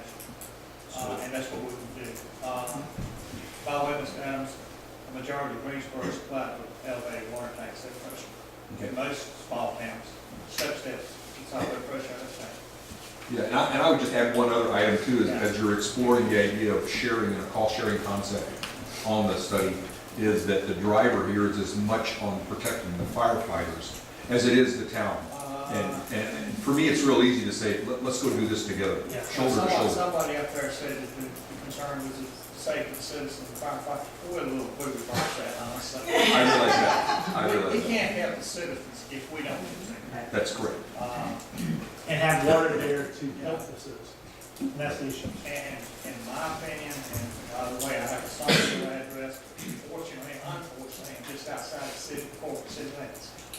I really think any money first ought to go towards establishing scope. I think we need to status. This, and I both admit, although we've been around the fire service a long time, we're not water engineers, we're not designers. And I think we need to go with the scope and certainly make it as broad as you like it, or as narrow as you like it as council. Am I understanding then that this would, do y'all have your budget already set for this year? Is this I something? was gonna come back and answer it and address it. On your original questions, we definitely could not do it this budget year. But it's something that I think the board would consider. And again, this is like Mr. Sessions speaking for y'all, I can't commit that. But if it's a legal expenditure, I think we would have some interest in whatever we move forward. More we could ask. Mr. Crawford, do you have a question or input? Putting on my Dwayne Crawford hat, not public safety, I sent an email, and it's been referred to here about accuracy or not, and I'm not going to dispute accuracy. But what I was doing last night is I started reading and I started discovering information I wasn't aware of, and I started capturing a few details and provided the supporting documents along with the information I provided in the body of that email. I tried to be as accurate as I could. What I walked away with last night after that 2 hours, it started half an hour and I ended up 2 hours at the end of that, I learned a whole lot. And I learned that I already knew it before I started, that I knew I was already ignorant, and I fixed some of that last night, but there's a whole lot more I don't know that I wish I did to be better conversed and have just a objective dialogue on this. I just don't know a lot, and that worries me that, well, you guys don't know a lot, and I hope you try to get as well educated as I would if I knew. You talked about a lot about ISO in your email and different things. And that We're was, fortunate as a public safety committee to have, an NCRRS, which we're not under ISO, that's a mitigation of cities and municipalities and other states. Northline DOI, they're the ones that take care of the insurance side of things, that's called the NCRRS. Man on our public safety committee used to be a grader for them. And he was employed by the state. And he knows everything that comes when it's ISO. So when I got the email, I sat through 4 classes last year about NCRRS. I learned more now than I've ever learned about the insurance rate. I go back to a simple question. You know, this is talking about insurance, which is great. But what do you want us to look at? Do you want us to be looking at comparing insurance rate, or do you want us to be looking at the safety of my family, my daughter, my firefighters, all of y'all's? So which one are we going to look at? Insurance or life safety? I'm on life safety. Mr. Hall, he's my expert when it comes to insurance. And I go to him. And we have another one great in Gifford County that teaches classes. So I would be more happy to sit down with you, Mr. Hall, or Mr. Hall probably would too, because I'll probably bring him in there. And we'd be more happy to answer any questions. Yeah. But we would like to get the benefit of being able to answer those questions. And we haven't been able to give that benefit when you send that to the county. So, thank you, Chief. So, really, we're not here to discuss good, bad, or indifferent. We appreciate your research, appreciate you sending it in, appreciate you sharing your opinion on it. But more than that, we're here to talk about the recommendation from the Public Safety Committee and how we as a council will respond to that. So if we can kind of limit our conversation to that area, I think it would help us. Did you have something to say? Yeah, I had some questions for the chief that I didn't ask him Saturday. It says in your pamphlet here that you had 1,000 calls. Correct. 60% of those are EMS-related calls. Say that, I'm sorry. 60% of our calls are EMS-related calls. Okay, so that's what, my next question was, how many of those calls were active structured fires? I have to go back and get those numbers. I'm saying probably 5%. 5% were Yeah, fires? 5 to 10%. Okay. I think we run about an average of that, yeah. And, Actually, no, I do remember, 7.9% I think was actually fire calls last year. And Some stuff sometimes takes me to pop in my head. Because there's figures in my figure, you know, I'm sitting there and I'm trying to look at my pie chart that I have to give at the annual meeting, and I think 7% actually popped up right here. Exactly right. So, And how many of those were, and you might not have this figured out, outside the incorporated town of Summerfield? we don't look at that. You don't? We don't look at the numbers of incorporated, because we look at life safety side of things. Now, what I presented to the town safety committee and what we talked about has all to deal with the town itself. It did not deal with the outside corporate limits, because I know your responsibility is not outside the corporate limits. So, but we, as a fire department, don't break it down, because we're 3 stations, you know, with 1,000 calls, and we don't do anything different in Summerfield town limits and the unincorporated town limits. So. Okay. And after, and I really did learn a lot, and I think that people in the town, at least I'm speaking for myself, think that the fire department is under the town government. And I think they have to be educated to understand that the fire department is a separate entity with its own taxing capabilities and has nothing to do with the government of Summerfield. That is correct. But in our conversation, one thing I really, really thought was important, and one thing I think that, I can't say it's more important than water, but I think manpower is a real important issue with the fire department. I think you need a lot more firemen than you have. I agree with you 100%. And this is why some things where we look at the water system, hydro system, because it allows me to bring more people onto a fire system. Because right now, I have to have a driver, one of my pay staff, be a driver on each one of our trucks getting out. I have to commit 3 people to a water plant. I only have 8 people working on shift today. You know, That's what I mean, you yeah. need more firemen. Yeah, I don't have enough people to put on fire, but if we had water, and that's 3 people, the tanker drivers, the engine drivers, I'm now up to add 5 more additional people just to a scene, just for, and I agree with you, we need it. Our plan is to add more in the future, but like what we talked about Saturday. We don't, as a fire department, don't want to get in trouble. And you know, as far as financially, have to keep on raising taxes. You know, we hated have to go to the county commissioners last year and ask for an increase. But to have us continue progressing, to add additional personnel, because we was to the point we was actually going to have to lay off all of our part-timers without this tax increase.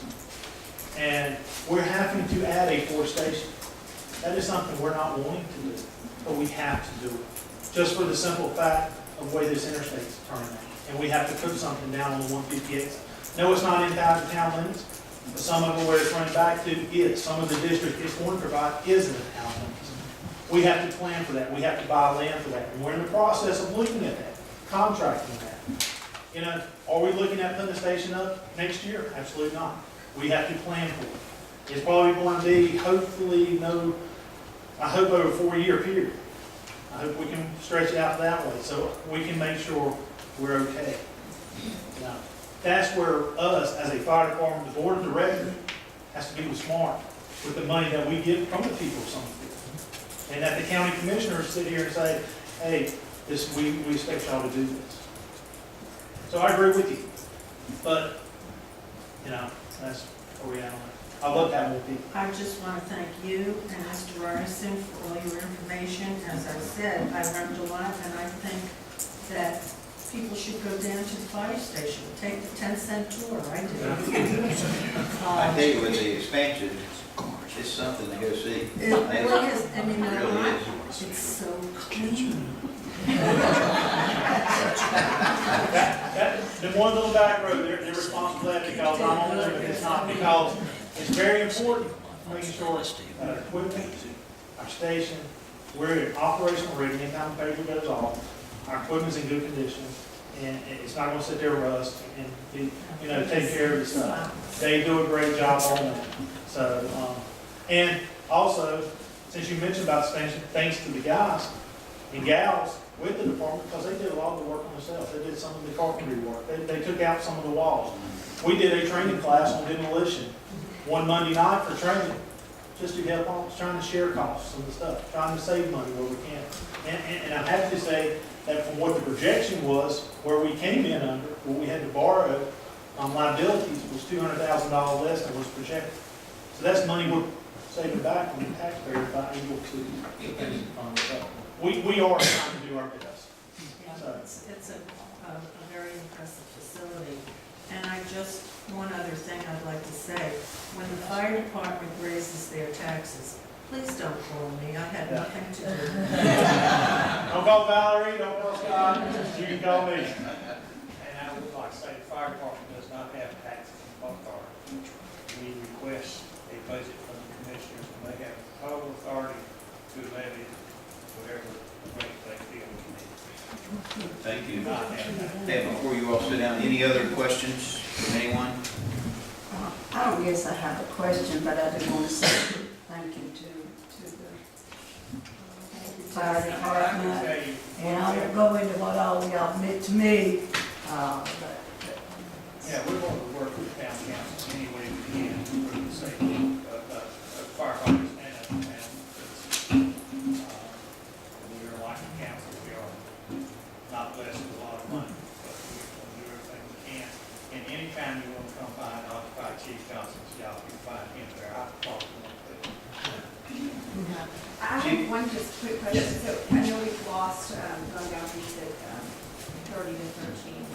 Have y'all tried to find any other water points that weren't being used? We have, and a lot of the problems is what we come into is you gotta have an engineer, you gotta have a certain amount in the pond itself or anything, to establish and access to get in. A lot of the problems we ran into, and some of the water points we had, the landowners decided to do something else around their pond, so we was unable to get access to it at that time. And it's their property, you know, we're just asking, hey, what can we do?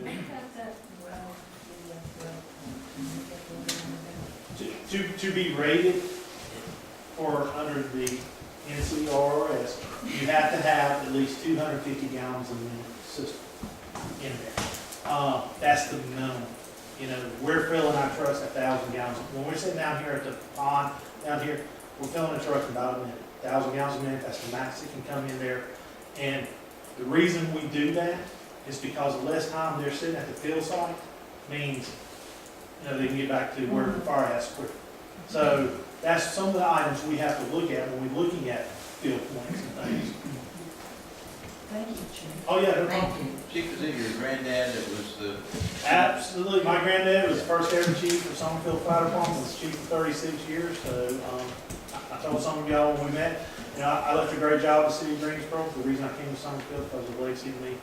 I'm following my grandfather's footsteps. I'm not doing it because it's a job. I'm doing it because I love the men and women of the fire department, the citizens here in Summerfield. I grew up here. You know, kin to some of the ones sitting in here. So, you know, this is my home. This is my family. And I want to look wherever it best out for the citizens here. Well, know that you're appreciated. We appreciate the great pride that you take in everything that you all do to bring safety to Summerfield. And don't ever leave us. I won't. Don't ever leave I us. teleport every year. Okay. So from here, We can't vote on anything.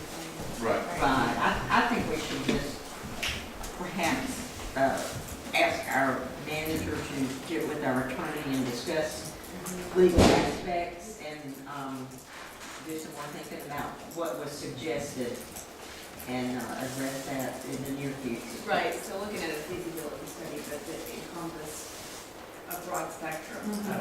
And if Mr. Ryerson's gonna find out if the fire department can fund it. We'll find out if we legally can, and we'll have to ask the board if we will.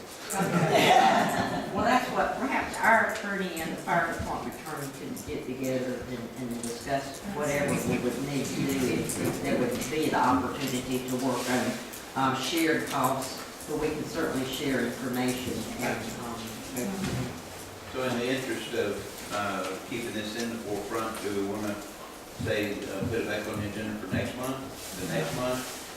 I would like to put a little scope to what we've talked about. I think, we've talked about the feasibility study, and I think we have to narrow the scope ultimately based on parameters that's our position as a town. And I pull that straight from the comprehensive plan, and I included that for everyone's packet, and we discussed it at our council retreat. And I think that scope needs to come back before we open it up too broadly for a feasibility study. I think there needs to be some discussion on the scope and come back with those parameters and bring it back before you as a council. And let's all get on the same page that here's what, before we ever talk to anyone about a feasibility study, an engineer, here's what we're trying to do, here's what we're trying not to do, and here's our scope. And then, when we can agree on that, then we start shopping that with engineers, and we give them that direction, and then we turn them loose within that scope to come back if that's the direction we go. And That all sounds good, and I agree with that. How do we approach that to accomplish it, and not just say that great call? After July 1 on the engaging thing, because I'm here to say I can't tackle that between now and the budget and all the projects we've got before June 30th. But in the meantime, we can be talking about some of those legal aspects, and we can be defining that scope, and I can bring it back to you before then. So there's never, unless you bring it back before us, there's never that opportunity here, because the only place we meet is here. So, are you talking about the public safety committee taking this again? Because we need to be very clear if we're sending this back to the public safety committee, or if we are going to discuss it and address it with their recommendation and the information from the chief to make a plan to go forward. Mayor, if I'm understanding my conversation with the chief, their budget starts August and July 1st. July 1st, and they don't have any room in their budget now either. He would have to move it from something else, and I understand they're more restricted than we are about being able to move things at this time. So I don't know if that's something we could take into consideration when we're talking about this. I'm not trying to be a hard nose here, but I don't want us to discuss this and then let it go. Because it's happened before. Yes. And This is my 6th year being up here in front of you. It is not going to happen now. I think we got an email requesting this individual, Correct. and that poses a lot of issues legally. If you meet with 2 of us and there are 3 of us, we're all going to get different information. And I'd rather just be transparent. I'm totally happy with this, especially where public can come, we're all kind of getting the same information at the same time. So plan that for sometime after everybody's budget gets done and gets by, so like August or September, we'll have a special call meeting. And I think he was asking where it goes back to public safety or not. Maybe Scott and I, maybe Rick, maybe we can get Berman, who's also with the state, maybe in here and kind of put around some parameters and everything. Maybe then bring it back to the public safety committee if you want it to come that way, but, or come straight to the council. Yeah, they've made their recommendation, and until we act on it, it's with us, I think. So can we do that, Scott?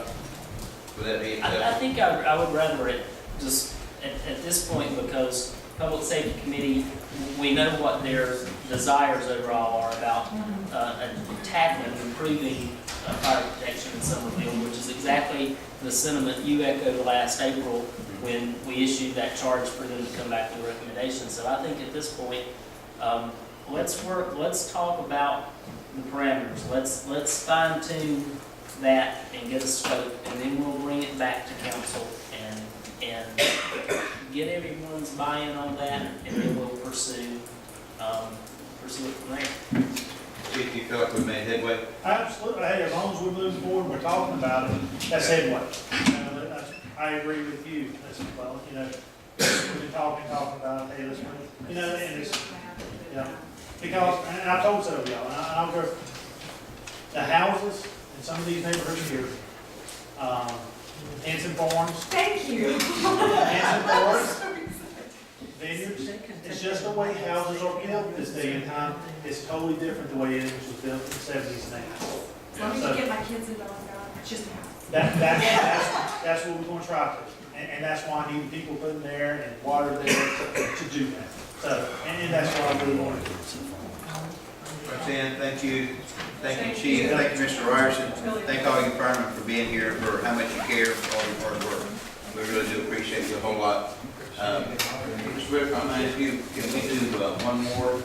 Because these gentlemen have been waiting for a long time. If we can do one more and then maybe take a quick break. Okay, sure. We're on item D on the agenda, 10D, Vineyards Trail Property and Maintenance. And just to set this up quickly for the public's benefit, this is in the council's packet, but recently had a request from the Vineyards, specifically from their HOA, for some assistance with trail maintenance. And there is a specific trail called the Vineyards Trail that goes through their neighborhood and connects up to really the leading edge and the northern edge of the A and Y, and what's about to go under the tunnel that's constructed under 220. And following the request, in Town Hall, we had pulled the plats for that development when it was originally done, the final plats, and it shows on there those trail sections as public easements. And doing a little more investigation internally, we discovered that in the past, it was part of it was grouped with some other properties that had been presented to the town in the past for dedication that, for whatever reason, the town did not accept at the time. And so the ultimate question is, can the Vineyards have some help with trail maintenance? But there's also the question there of ownership of those properties. And what we're talking about, if you look on the plats, it's listed as a public easement, and they're varying widths everywhere from there's 8-foot sections wide, 10-foot, and 20-foot wide. And so it poses an interesting question for the town, because another component of that is that we advertise a trail system somewhat in the town as a town trail system. I think there's some question of what that means as far as being on the map for that, but it's shown as an existing trail through the community. And with that said, we've got a couple of representatives in the audience here from the Vineyards HOA. And Do you have this written? No one knows what you're talking about. We don't have any handouts at all. well, I am telling you, but if you would like to look on the screen, I will put up a map and show you specifically where we're talking about. This is a December 2010 trails map, and zooming into the section here, what we're looking at is, and does that accurately reflect still what's there as far as what's built as a trail? Yeah, can I do that? And sure.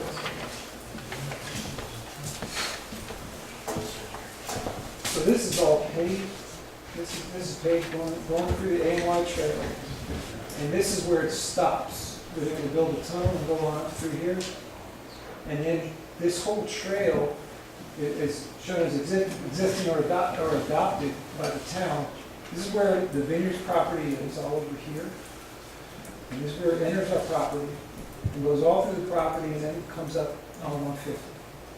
So this is Toscana Trace Road, right through here, and then it cuts through and goes around the pond and then behind the houses and connects back with this paved piece. So just to be clear, where it takes that right turn, where the current trail that's paved takes the left turn and dead ends where the tunnel is. Right. When you make that right turn, last time I went through there, it was a dirt trail. So, no, it's paved for about 20 feet, so it goes to a little Y, so it splits off. This part up to about here is paved, and this is all gravel, all the way up to here, and that's where it connects And to then that that's- street. And I'm sorry to interrupt you, and then that's road, that's actual road right there. This is road. This road is Toscana Trace, see it comes through here, all the way down to here. So what we're talking about is the area from where the pavement ends until we get back to pavement, that is the road, Here to here. right there. Right. And may I ask who you are, sir? Oh, sure, I'm Steve Reeson. You know, can I talk to you? See you all. Is this trail going all the way to 150 then? So, if I can address y'all, I'm Steve Reeson. I've been the president of homeowners for the last 4 years. Dan Hayes is here with me, he's the treasurer. This is something we've been talking about for a long time. We talked to Scott about it, our association spoke with him, and I appreciate the time to talk about it, and answer any questions you have.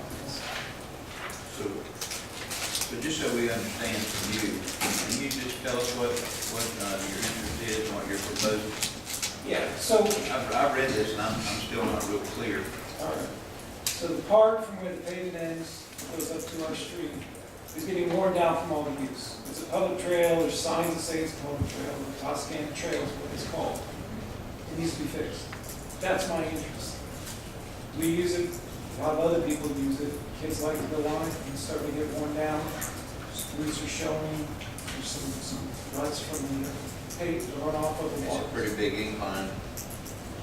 About halfway there is a pretty big incline down, and then you got to circle back up. Scott, if you can find the plat, put that up, it'll show you. I brought some plat pictures where I printed I it out. I don't actually have them electronically, but I included copies with, So really, if you have that, it's plat page 4, page 3 is the plat if you have that. So you're talking about the smaller yellow line, it's just the dirt from the gravel. Yeah, we can, if you go in, you can zoom in. I don't have yellow. I think this is the trail. I'll give you this copy, so you can see what they got. Yeah, so I have that page right there blown up. Oh, yeah, okay. So here's our Toscana, this is the trail here. This portion goes up. And what I highlighted here, I can show you. Is it this? Here to here, and then it continues on.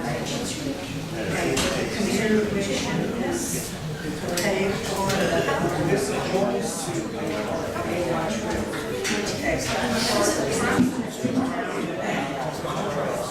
Good place, let's hold it down. If I had to guess, So, the question, Flowers asked was, how long is it? I think it's probably about a half mile. I don't think it's that far.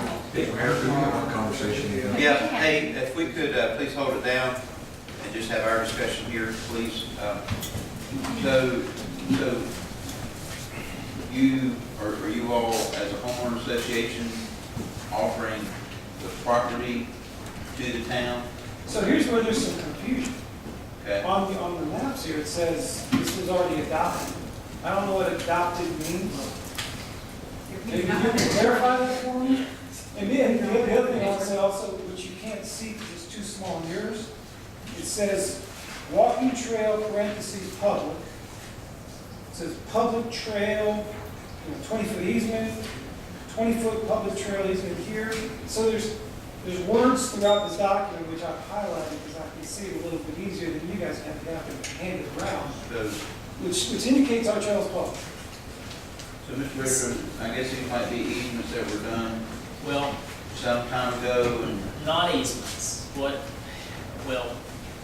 Going back to your original plat, when the development was originally planned, it was intended for these to be public trails. And they were shown on your final plat as public trails. But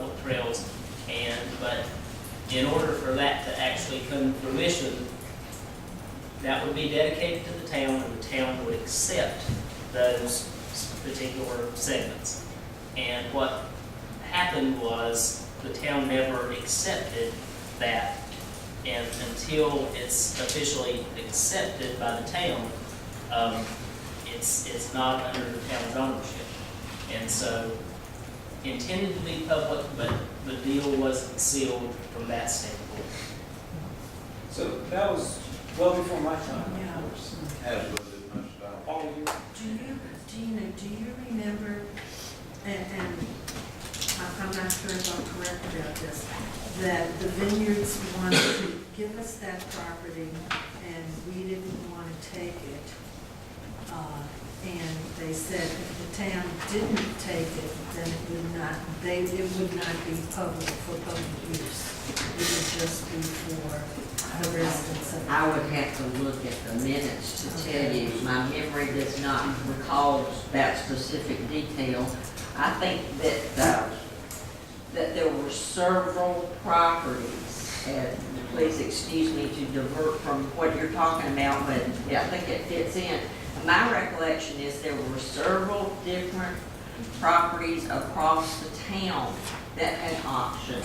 And the council at that time said, let's make a list and let's go over it and let's study it to see what the cost would be for maintenance and then act on it. And to the best of my recollection, that's the last thing that happened. So whether it slipped through the crack or just got on the list and was not high priority and something else got above it, that's the way I recall it, since probably I'm the only one sitting here, unless Diane happens to recall from when she was acted on the. Okay, Mr. One of the issues I think we have that's maybe different is, as the paved public trail comes, and then it continues to be paved to our trail, there's nowhere to go now because it has to run to 220. So everybody just goes down our trail and continues on the ramp. So we have all the public traffic on our trail. So once the trail is built, people will go under and continue there rather than going through your trail that dead ends I at 50. wouldn't necessarily include that. I think it depends on the type of people using the trail. People with the mountain bikes, they continue want to go on our trail. It goes through the But woods. it's gravel, It's gravel. Have y'all done any maintenance on that particular section, the homeowners association? Not in the last 4 years anyway that I've been on. What was that question? Have they done any maintenance? We have, not since I've been on the board for the last 4 years, we've not done any maintenance, but it's at the point where it needs some maintenance. We've done some So that's studies an on it. indication that we did some, and Summerfield actually helped us in maintenance. I spoke with the former mayor about it just briefly, and his recollection was that the previous manager had maybe helped with some of the actual construction. I don't know what group, if that was I think it was the city of voluntary Greensboro or and what. some of the people, because at that point, he had a lot of, if it was Michael, he had a lot of contacts with the county and the city. And I think what happened, if I'm recalling correctly, and again, I'd have to look at the minutes to make sure of that, I believe what they worked out was something with the city of Greensboro Parks to try to go do something, and so it wasn't from the Pay to put gravel on that trail? I remember putting gravel on that. I think the town. I know somebody came and put some. If it was something that. That may have been. And Sometimes the volunteers will do some different things. Could I make a suggestion and say, since we have all these questions arise, reverting back to past minutes and past things, could we table this until next month and give us a chance to review so we can talk intelligently to these gentlemen in their situation? Would you forward us anything that's you find out? Sure, I think one good question before we go there is, tell us the nature of the maintenance that you think needs to be done on it, and have you done anything to secure any pricing or? We have. We've gotten some estimates. Okay. The nature would probably be putting some more gravel down. There may be some need for erosion control on it. I don't have the estimates in front of me, honestly, I don't remember the numbers. We had, anywhere from a local landscaping company to an engineer come down, and the engineer had some more extensive suggestions, because at one point there's a hill that comes down, they're talking about using some hexagonal type contraption to, hold the rocks in When your mountain bike is at the bottom of that, it's a dead stop. There's roots that are coming up from the traffic, and then the trail where it comes off the road, it wasn't elevated properly, so we have a drainage ditch that goes beside it, but the water didn't go there, the water comes down. So it needs to be configured. So the homeowners association does no maintenance on the Oh, yes, trail? we put small crushed rock in, and it is just gone. Use Makes pressure. sense. You know, Shall we I pressure? guess. So. Ms. Whitehead? Having had numerous occasions to have to reroute water with all the terrain that I have, if the trail is not domed with dirt, if you put gravel on it, the water sinks through the gravel and ditches out underneath. And that's- You've got to put the base down, let the water fall to the side, then gravel it. Because if you don't, it's just gonna be deeper and deeper and deeper ruts. You can also do terracing. Now, I don't know how the bikers feel about terracing. We have done So, some terracing in you parks. may address that. So there's this section you're talking about here. There's also other trails that go around which are clearly private. And we've done a lot of maintenance on those, and we've run into the same thing. So we have some steps going down different places. We have big chunks of gravel, small chunks of gravel. Everything's domed. We got bridges. So we've done a lot of work on other things. We need So you this know section. what's needed on this section. So are we There's in, more than just gravel. so are we in agreement to table this and look into exactly, try to go back to the city and the parks and determine kind of where this came from? Because I don't think we know the origin. The And it'd be origin, very hard to chart a course going forward. What I wanted to the origin is that it is part of the required open space for that development to have been developed. It was required, for them, for Bill Yearns to put in the development. It's the however many percentage, that he was required to put in, is the origin of it. And so with that being the origin, is it your opinion that it's the homeowners association's responsibility to do the Well, I think maintenance? since this has come up, Because it sounds like this something's been originally done in the started past. with Henson Farms. Henson Farms is paid. It was put in by the developer. I didn't realize it wasn't paid. My assumption was that it would be a pay, it was going to be a. And up until a couple of years Straight ago, part over the, here is paved. But it was. And not the part that runs through our neighborhood. up until a couple of years ago, I It's think. my understanding, I mean, the way it was thought out at the time was that this would be part of the development's right to be there. Would be they would provide this trail. I mean, Henson I'm not gonna Farms, argue our with you. sidewalks are part of a trail system. Yes, exactly. And we have And that's to what, maintain them. and that was what To this was. Scott's point, it's labeled public on all the plats, so I'm not sure I agree with your Ours conclusion that are it was too. gonna be. There's our two, there's a public. I think ours are too, because there's supposed to be a trail that comes up from Armourville, and our sidewalk is part of Right. the future, public Exactly. trail. And, I mean, when I was a homeowner president, I mean, we were looking out at our 15-year, what we're gonna have to be spending, eventually we're gonna, redo the sidewalk. I think that's part of the requirement, if it's on the plat for public, so that people move it in there, realize that the other people may be using that besides just the people in there. That's why you have clearly some that are private and clearly some that are public, and the ones that are public, the people moving into the development understand that that is not their private trail, that other people may be using it. You bet, and that's why we're willing to work with whoever to donate, deed this, whatever, to the city, to whoever, to I think help we take just- care of this thing.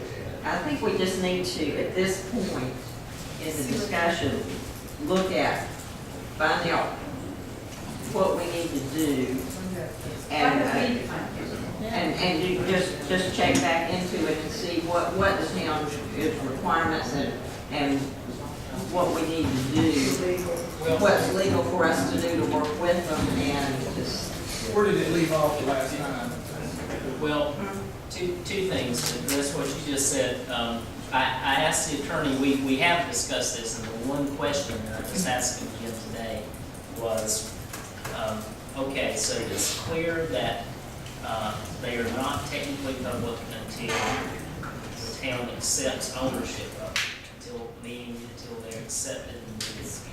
And so I've got They're that. not what, I'm sorry, say that again. Well, They're not- until we accept them, when the town accepts them, The acceptance of the then offer. that's public. Then it becomes a substance. Right, and so that's the one answer to that. And to your question, I'm sorry, the second question that you just asked. Where did it stop? The last time that this came up in the minutes, we were talking Okay, about. I haven't dug out the minutes, but I can tell you broadly, here's what happened. In 2010 and 2011, the town, staff was keeping a running list of properties, and I have those, that had been offered to the town in whatever time period, and that had not been accepted. Now, there were some of those properties, at least 3 of those, that for whatever reason, some of them had to do with watershed, open space, and weren't connected to trails. But some of those were accepted by the town, and all the paperwork, the deeds, everything was handled, and that's in our ownership. There's another list, and you're on the list of properties that were not accepted, and you specifically, according to these notes, have 5 different tracts, 5 different parts that were offered up and not accepted for whatever reason, and they are all of those are for public trail easements. One is labeled for an 8-foot public walking trail, and others are 10 and 20-foot public trail easements. And we have the plat numbers, and all I can say is that was before the town manager at the time and town planner at the time. They had since left the employment of the town, and basically when we started researching, we found these notes from 2010 and 2011. So I've got the list, and I know what those properties are. We just got to decide where to go from there. And the section we're talking about is just one of those, is the one on page 3. And I would be glad if both of you or one of you would like to come in and sit down and bring the quotes and let me have a fuller picture, so that when we bring it back to council, we'll have a little bit more. I'd be more than happy to share that information. It's not a problem. Thank you. Yep. Great to see you. Hey. And Mr. Mayor, were you going to take a recess? I certainly would like to. We need a motion to recess. We can recess. Okay, we're recessed 10 minutes.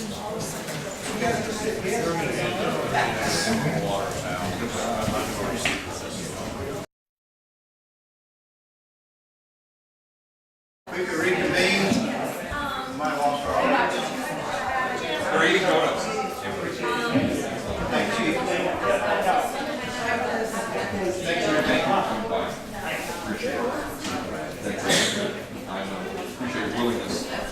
Okay, so reconvening, we'll toss it back to Mr. Whitaker, and we'll pick up with item E, under number 10. Okay, item B is in reference to the Bugle Roy Monument area, and you see that monument we're referring to on the screen. Put it down, please. This is Oak Ridge Road, very close to where the rezoning was located, right at the edge of the town limits. Ms. Dunham, could you go take that to the kitchen, or Ms. Dunham? Ms. Dunham? Yeah. Thank you. Go ahead now. And so this is the monument area. Just to be clear where we're talking about.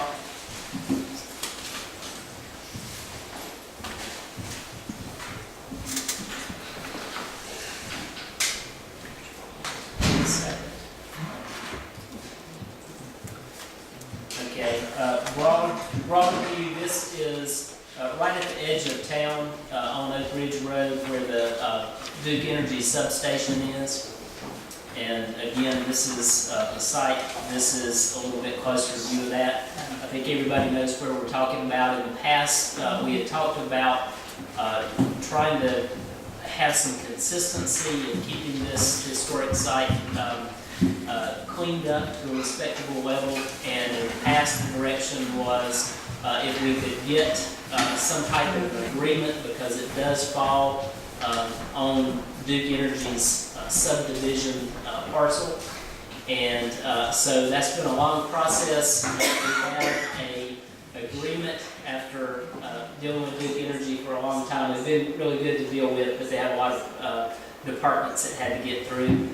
The agreement in the packet is the draft agreement based on the scope of what we said we were after in terms of general maintenance and access. And the agreement that you have in your packet was reviewed by the town attorney, and he felt that it was sufficient from a legal standpoint.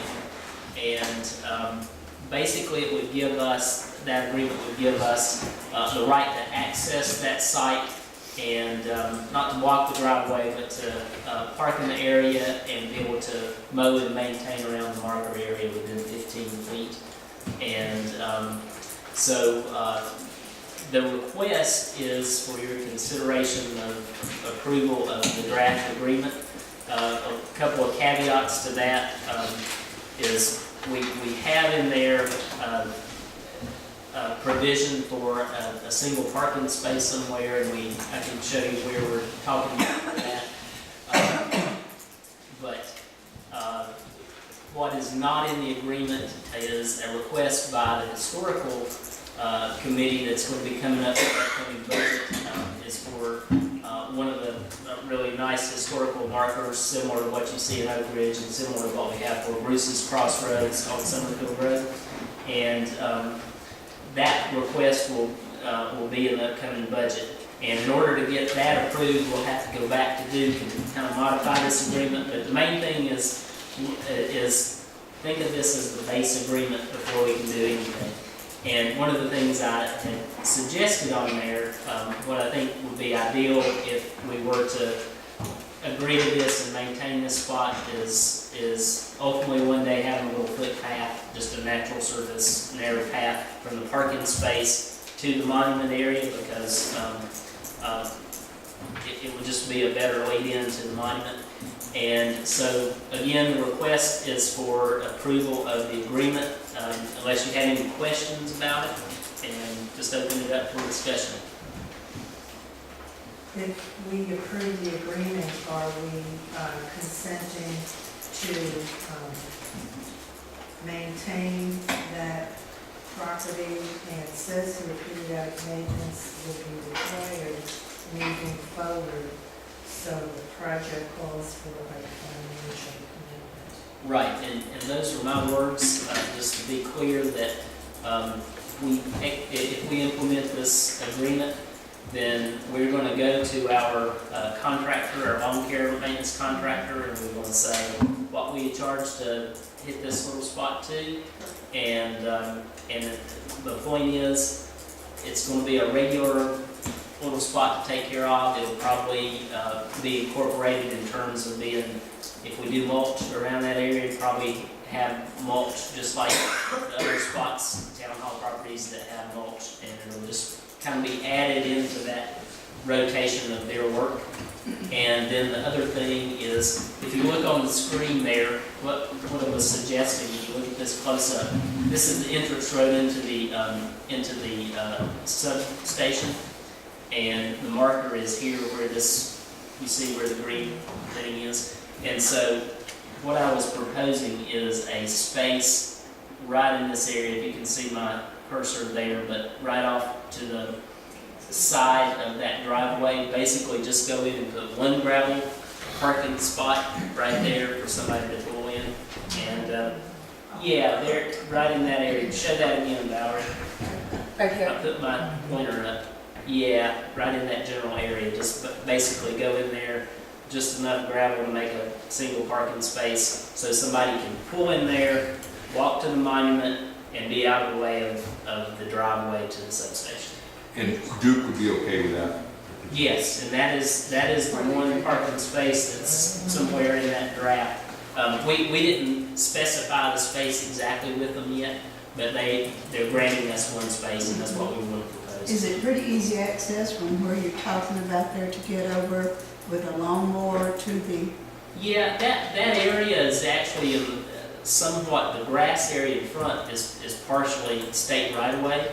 The deal is if you wait for them, they have their contracted number of times they'll mow it, and it's never going to be mowed short and pretty. And we're just going to get what we get with them. If we do it ourselves, we'll be mowing a little bit more, but just, again, we're not talking about mowing all of that right away. We're talking about mowing within that area of the monument itself.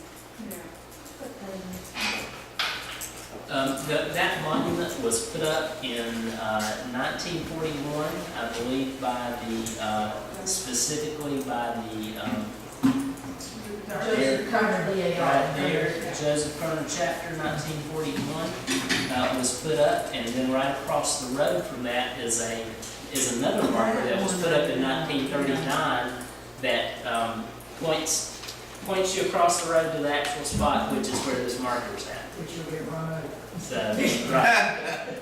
So we're not talking about dealing with that monument across the road from 1939. We're just talking about the actual spot that I showed you in the first. Does that say he was only 14? He was only 14. Yeah. And is the historic committee totally embraces the idea and feel good about it as far as preserving what we want to preserve? Yes. I think it's wonderful. Thank you for your hard work on this. I know it's been tedious. There are going to want to be people.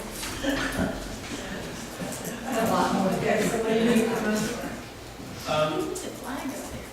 Your approval of the license agreement as presented, and again, our attorney has reviewed it for its legal sufficiency. So we just need a motion? Motion to approve the license agreement? Yes. Okay, well, I'll make a motion to approve the license agreement with Duke Energy as approved by the town attorney. And I'll second it. Motion by Mr. Cohen, second by Ms. Flowers. All in favor, please raise your hand. It is unanimous. Okay, moving on to item F, revision personnel manuals. Quickly, three things. I'm requesting the definition of a seasonal employee, and I had suggested that, and unless you want me to read it, it's there on the agenda, the cover sheet for 10F, second paragraph, requesting the addition of that. That's change number 1 on the following page. Change number 2 is when we added Veterans Day as a holiday, we said the second Monday in November, and it's actually the November the 11th each year, and not always observed on the Monday. And so what I'm requesting is specifically we change that wording to say actual holiday, so we would observe it on the actual holiday during the week, and if it's on a weekend, we just observe whatever the schedule of state of North Carolina that year. And that's the second change. The third change has to do with adverse weather conditions. What we require right now in our personnel manual is that if we have adverse weather, employees are required to take a vacation day. Let's say it snows 3 feet and we close the office for 3 days, which would be my decision to close the office. If we do that, in order for employees that are basically everyone except for me, because the exemption is all of those employees would be required to take a vacation day. And my request is that we open that up and say a vacation day or a sick day, just to give them another option in case they have set vacations and set days, and just to give them a better option. This means that they never arrive at the office, is that correct?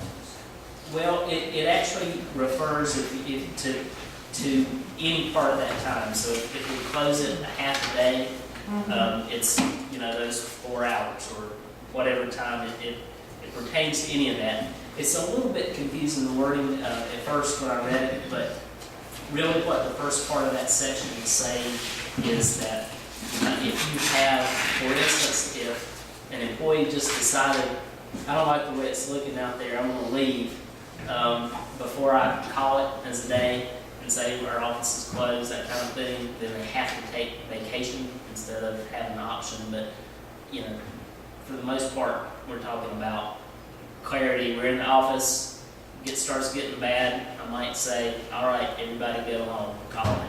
Or I call them early in the morning and let them know that we're closed today or we're opening 2 hours late. So if they work part of the day, they get paid for the whole day? No sick days when they don't have. No, whatever that, they record their actual time. Yeah. But if it's part of the day, let's say we closed it and it was 2 hours early, so in order for them to get their normal paycheck, those 2 hours, they can either put down as vacation or sick time. I think they should just get paid, period. Well, I mean, that's an option too. They all work. Yeah. I mean, that's an option either way. I think if they're there working and conditions call for you to say it's bad, go home, that they should get paid for the day they came into work. The weather is, and they shouldn't have to take their sick or vacation time for an hour or two or three. I think if they choose to leave early for some reason, That's that would be yeah, their right. option to take vacation or sick time. I don't have any problem with that. But If you close the office and they have to go home, they shouldn't have to take vacation or sick time there. They should just get paid. Do we need a motion, or can we just all nod it? Can you change that? No, this is a personnel manual, personnel policy change, we need a motion. You need a motion to do it. Okay. Now, you can do those two, you can. Do them all three together? You can, since you're changing the second one, if that's what I'm hearing, I mean, the Third. third, the last one, why don't you group those first two in a single motion as written, and then do the third one how you see fit? Well, I'm not finished with the first one. Okay? This says that a seasonal temporary person is not entitled to employee benefits, blah, blah, blah, at any time of leave, which is the reason we had or designated a seasonal part-time position. So no benefits would be paid, correct? That was part of that position. Yeah. The deal is we created a seasonal, we hired a seasonal employee, and technically, we didn't have a clear enough definition of a seasonal employee, and we treated it right. We talked to the state and handled it correctly as far as hours and time sheets and that kind of thing, but we never had a clear enough definition. So the request is, instead of just a definition for a temporary employee, which is different, the request is, let's have a clear definition for seasonal also. Well, you have temporary and seasonal in the narrative here. My objection is to the end of the last sentence, which says, unless specifically indicated upon hiring. The whole point of having a seasonal, part-time, temporary, whatever you want to call them, is we're not paying them any benefits. But when you add that last part of the sentence, you're saying to me that you're going to hire some seasonal, part-time, temporary person and pay them benefits, and that defeats the whole purpose, and to me, that's wrong. Well, no, it's not saying we will. It's saying that, let me tell you where that term less specifically indicated. I'm trying to be consistent with our definition right now in the policy for temporary employee is employee with regular scheduled work, a standard number of hours per week for a definite period. Generally, temporary employees are not entitled to employee benefits, grievance coverage, or any type of leave unless specifically indicated. So, for whatever reason, when that definition was passed, there was some room there in case council decided, in case there was any special situation where any of those would change. So, I was trying to mirror that definition too. I like it out of there. But, well, you can motion for that, and we can strike that part. Repeat what you don't want in there, Ms. Flowers, The please. end of where it says unless specifically indicated upon hiring. So what it's saying is that seasonal, temporary, part-time, whatever you want to call them, employees, it was my understanding, we created a position like that without paying benefits. So we're not grown government, and it's a temporary, seasonal, part-time person, no benefits. So when you add, unless specifically indicated upon hiring, you're saying that you're gonna hire some part-time seasonal person and pay benefits. No, it's not. I don't think it's saying that at all. It's not saying that. It's not saying that. Yeah, it's saying if you It's do saying pay you them, can. you have to indicate, it's just saying if you do hire them and provide benefits, you have to specify that upon hiring. Let me give you an example. That you're gonna Make pay. it clear. Yeah. So if we hired a seasonal employee, and one of the conditions, this was, and person was perfect for this seasonal position, but they said, but the only deal is, I've got to be off for this part of that time. I've got to be off for 3 weeks during that season or whatever. Well, that's the kind of thing that in the offer of the employment letter, I might specify, okay, we're hiring you and this is your leave period, say it's for 3 weeks. So it gives a little room to do something like that. It's not saying we will give benefits, it's not opening that door, but if you're not comfortable with it, you can certainly I see that as consider. flexibility. That is flexibility. Yeah. I don't think that we should eliminate those words. Well, I do, and I won't vote. Well, that's fine. That temporary employees generally are not entitled to employee benefits, grievance coverage, or any type of leave unless specifically indicated Upon hiring. upon hiring. If you add upon hiring, that would make it, I mean, I That's don't, what it says. So it's saying, you know, he's got to On the front specify page. that at hiring. On the front page, Jean. on the front page, I was just looking at the back where we had. Let's take these three individually. How about that? Okay. I'll make a motion on the number one, the first change. I make a motion that we accept the definition as a person hired to temporarily work a set period or periods of time that corresponds to annually reoccurring seasons of work. Generally, seasonal employees are not entitled to employee benefits, grievances pay, coverage, or any type of leave, comma, unless specifically indicated upon hiring. Motion by Mr. Adams. Do I have a second? I'll second. Second by Mr. Barnes.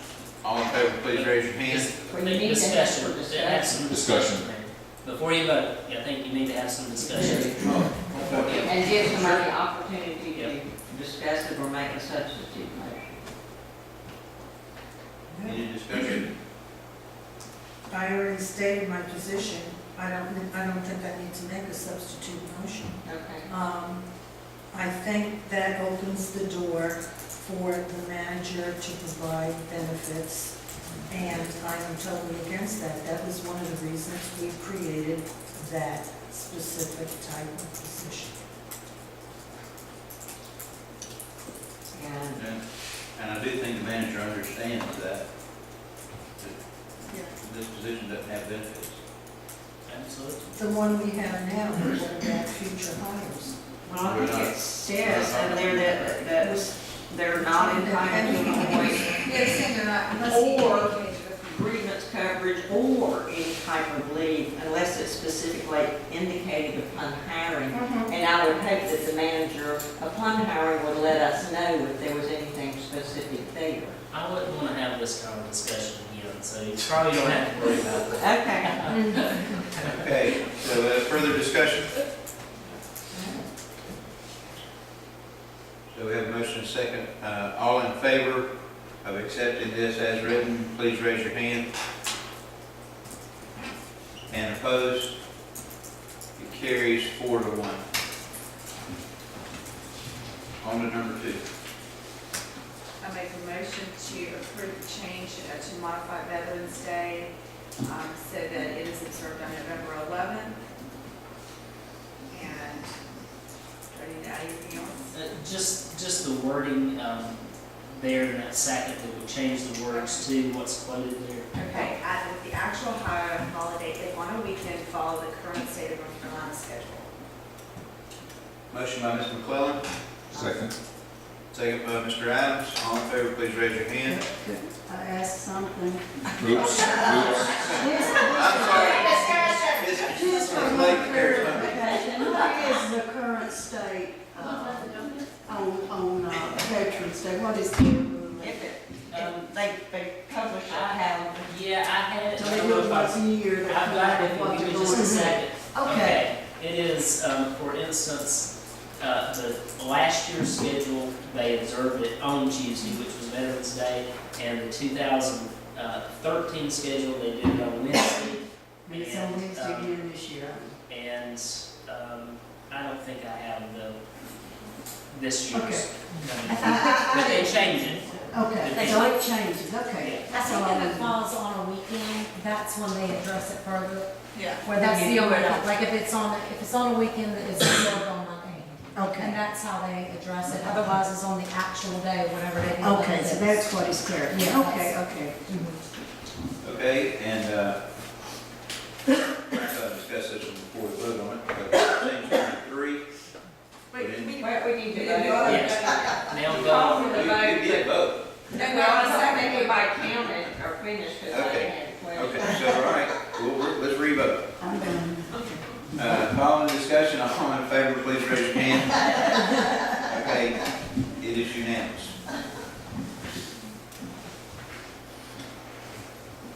Okay, on to number 3, adverse weather. What's your pleasure?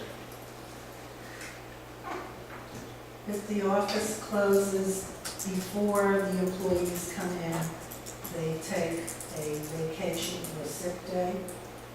Is that what you're saying? If the office closes after they come to work, they just get paid for the day. They don't have to take sick time or vacation time. So, Is that in form of a motion?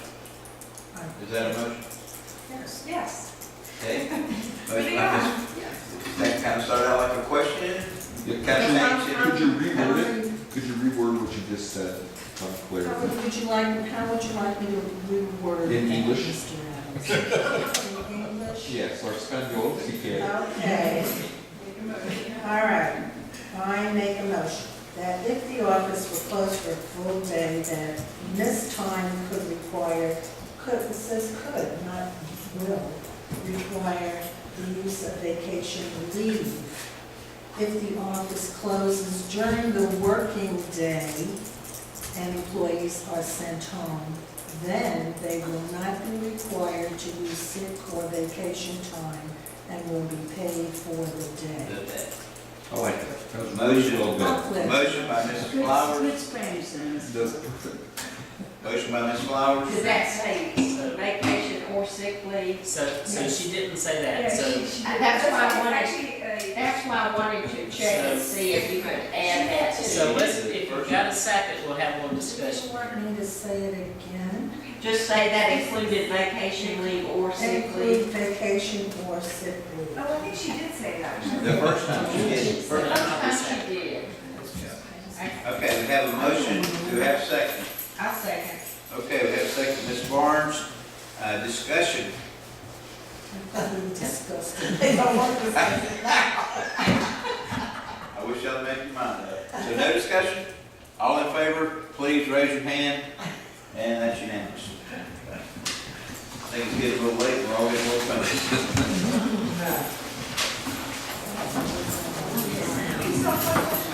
We did. So, but, before we go to closed session, I'd like to give a report. I had an opportunity Saturday to, I was going up to the Rock Gym for a basketball game. Myself playing in, that we won by the way. And on my way up there, there was a car on the side of the road, up by the trailer park. And there was a lady out there and her daughter filling up bags with garbage.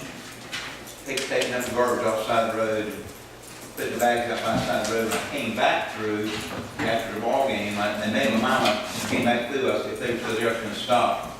And so I stopped, and the lady, her first name was Jennifer. I asked her if it was okay to share their names. She said it was. finance department at Summerfield Farms, she told me, and her daughter just decided they want to take that on as a project.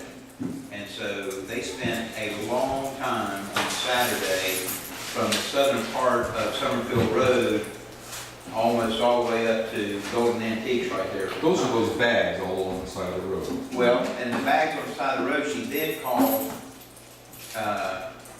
Jay from Summerfield Farms, who came over in a great big truck, had on his orange vest, and I saw him going down the side of the road picking up the garbage bags and disposing of them. So, you know, for us to be a small, limited government, rural community, folks stepping up like that and volunteering to do things makes it possible for us to be who we are. And I think it really bears mentioning. And so special thank you to Jennifer and Emma and Jay for their efforts and hard work. It was, I mean, they were filthy dirty. They had worked hard. I know her too. Really? Well, she actually lives in Butler Farm. She lives like around the corner from me. Yeah, we never met. Can we have the town clerk send her a thank you card from the town? Oh, that would be awesome. Yeah. If you I'll can get give me the her, information. I have her, I probably have her address. Okay. And Mr. Mayor, I have a report, I'm still got to squeeze in here too. Okay. I'll be quick. Quickly, last year you told me when you wanted to have the tree lighting event. I want to know if you want to still have it the Saturday before Thanksgiving, which is November the 21st. That was perfect. Is that what you want? Is just by consensus? Is Yeah. that? Yes. Okay, and a few things here in Parks and Recreation, I want to let you know that aside from the athletic fields being slammed full for the upcoming season, we've also created a new slot to allow the Charter Academy, actually both Charter Academies, to use the fields at 3:30, 4 days a week. So we've added that. I want to let you know that we've completed, Jeff has completed one batting cage that we had budgeted for this year. It's ready to go. Excited about that. Wanted to let you know that the entrance, we talked about the entrance into the athletic park by Gastown there. We implemented that agreement. That's underway for design. They were actually out there today surveying, so we're moving on that. Last thing in the Parks and Rec is our bathrooms up here at the amphitheater. We've got these bathrooms here at the playgrounds. We've got another set of bathrooms up there. It's crazy how much it costs to heat those bathrooms. That's what the power bill. Okay, and it was crazy last year, and part of the problem, without getting into too much detail, is the way the thing was wired up when it's built. The lights stay on all the time. The heater's got a low, medium, and high. We keep it on the low, but our bill was still high. And so what I instructed Jeff to do today was, folks have this bathroom, these bathrooms here. I said, close it for the next month and a half, whatever, till it warms up. Winterize those bathrooms. Let's get rid of that bill. And we don't really have to have those. We've got these down here for park rangers. So I just want to let you know about that. Also, Will we put a sign on the? we have to heat them because last year we had a frozen pipe out there that we had to, we had to keep enough heat in the bathroom in the chase there between the men's and women's. And the way this one is configured is the heat goes from the middle to both of the bathrooms. And we must be heating it with a blow dryer, is all I know. Hair dryer. So anyway, that's what we've done on that, and that's all I've got. Okay. Any other reports, announcements from anyone on the council? Then I guess we'll recess to closed session. Make a motion to recess to closed session to instruct public body staff to negotiate concerning price of attorney real properties provided in PCG as 143-318.1185. Second. Motion by Mr. Barnes, second by Mr. Adams. Since our attorney is mentioned in that, can we go into closed session without him? We can, we just need to be careful. Yes, we can. And we just have one topic, and so Yeah, I think it's just just to keep us on task. Did you say 21st? Yes.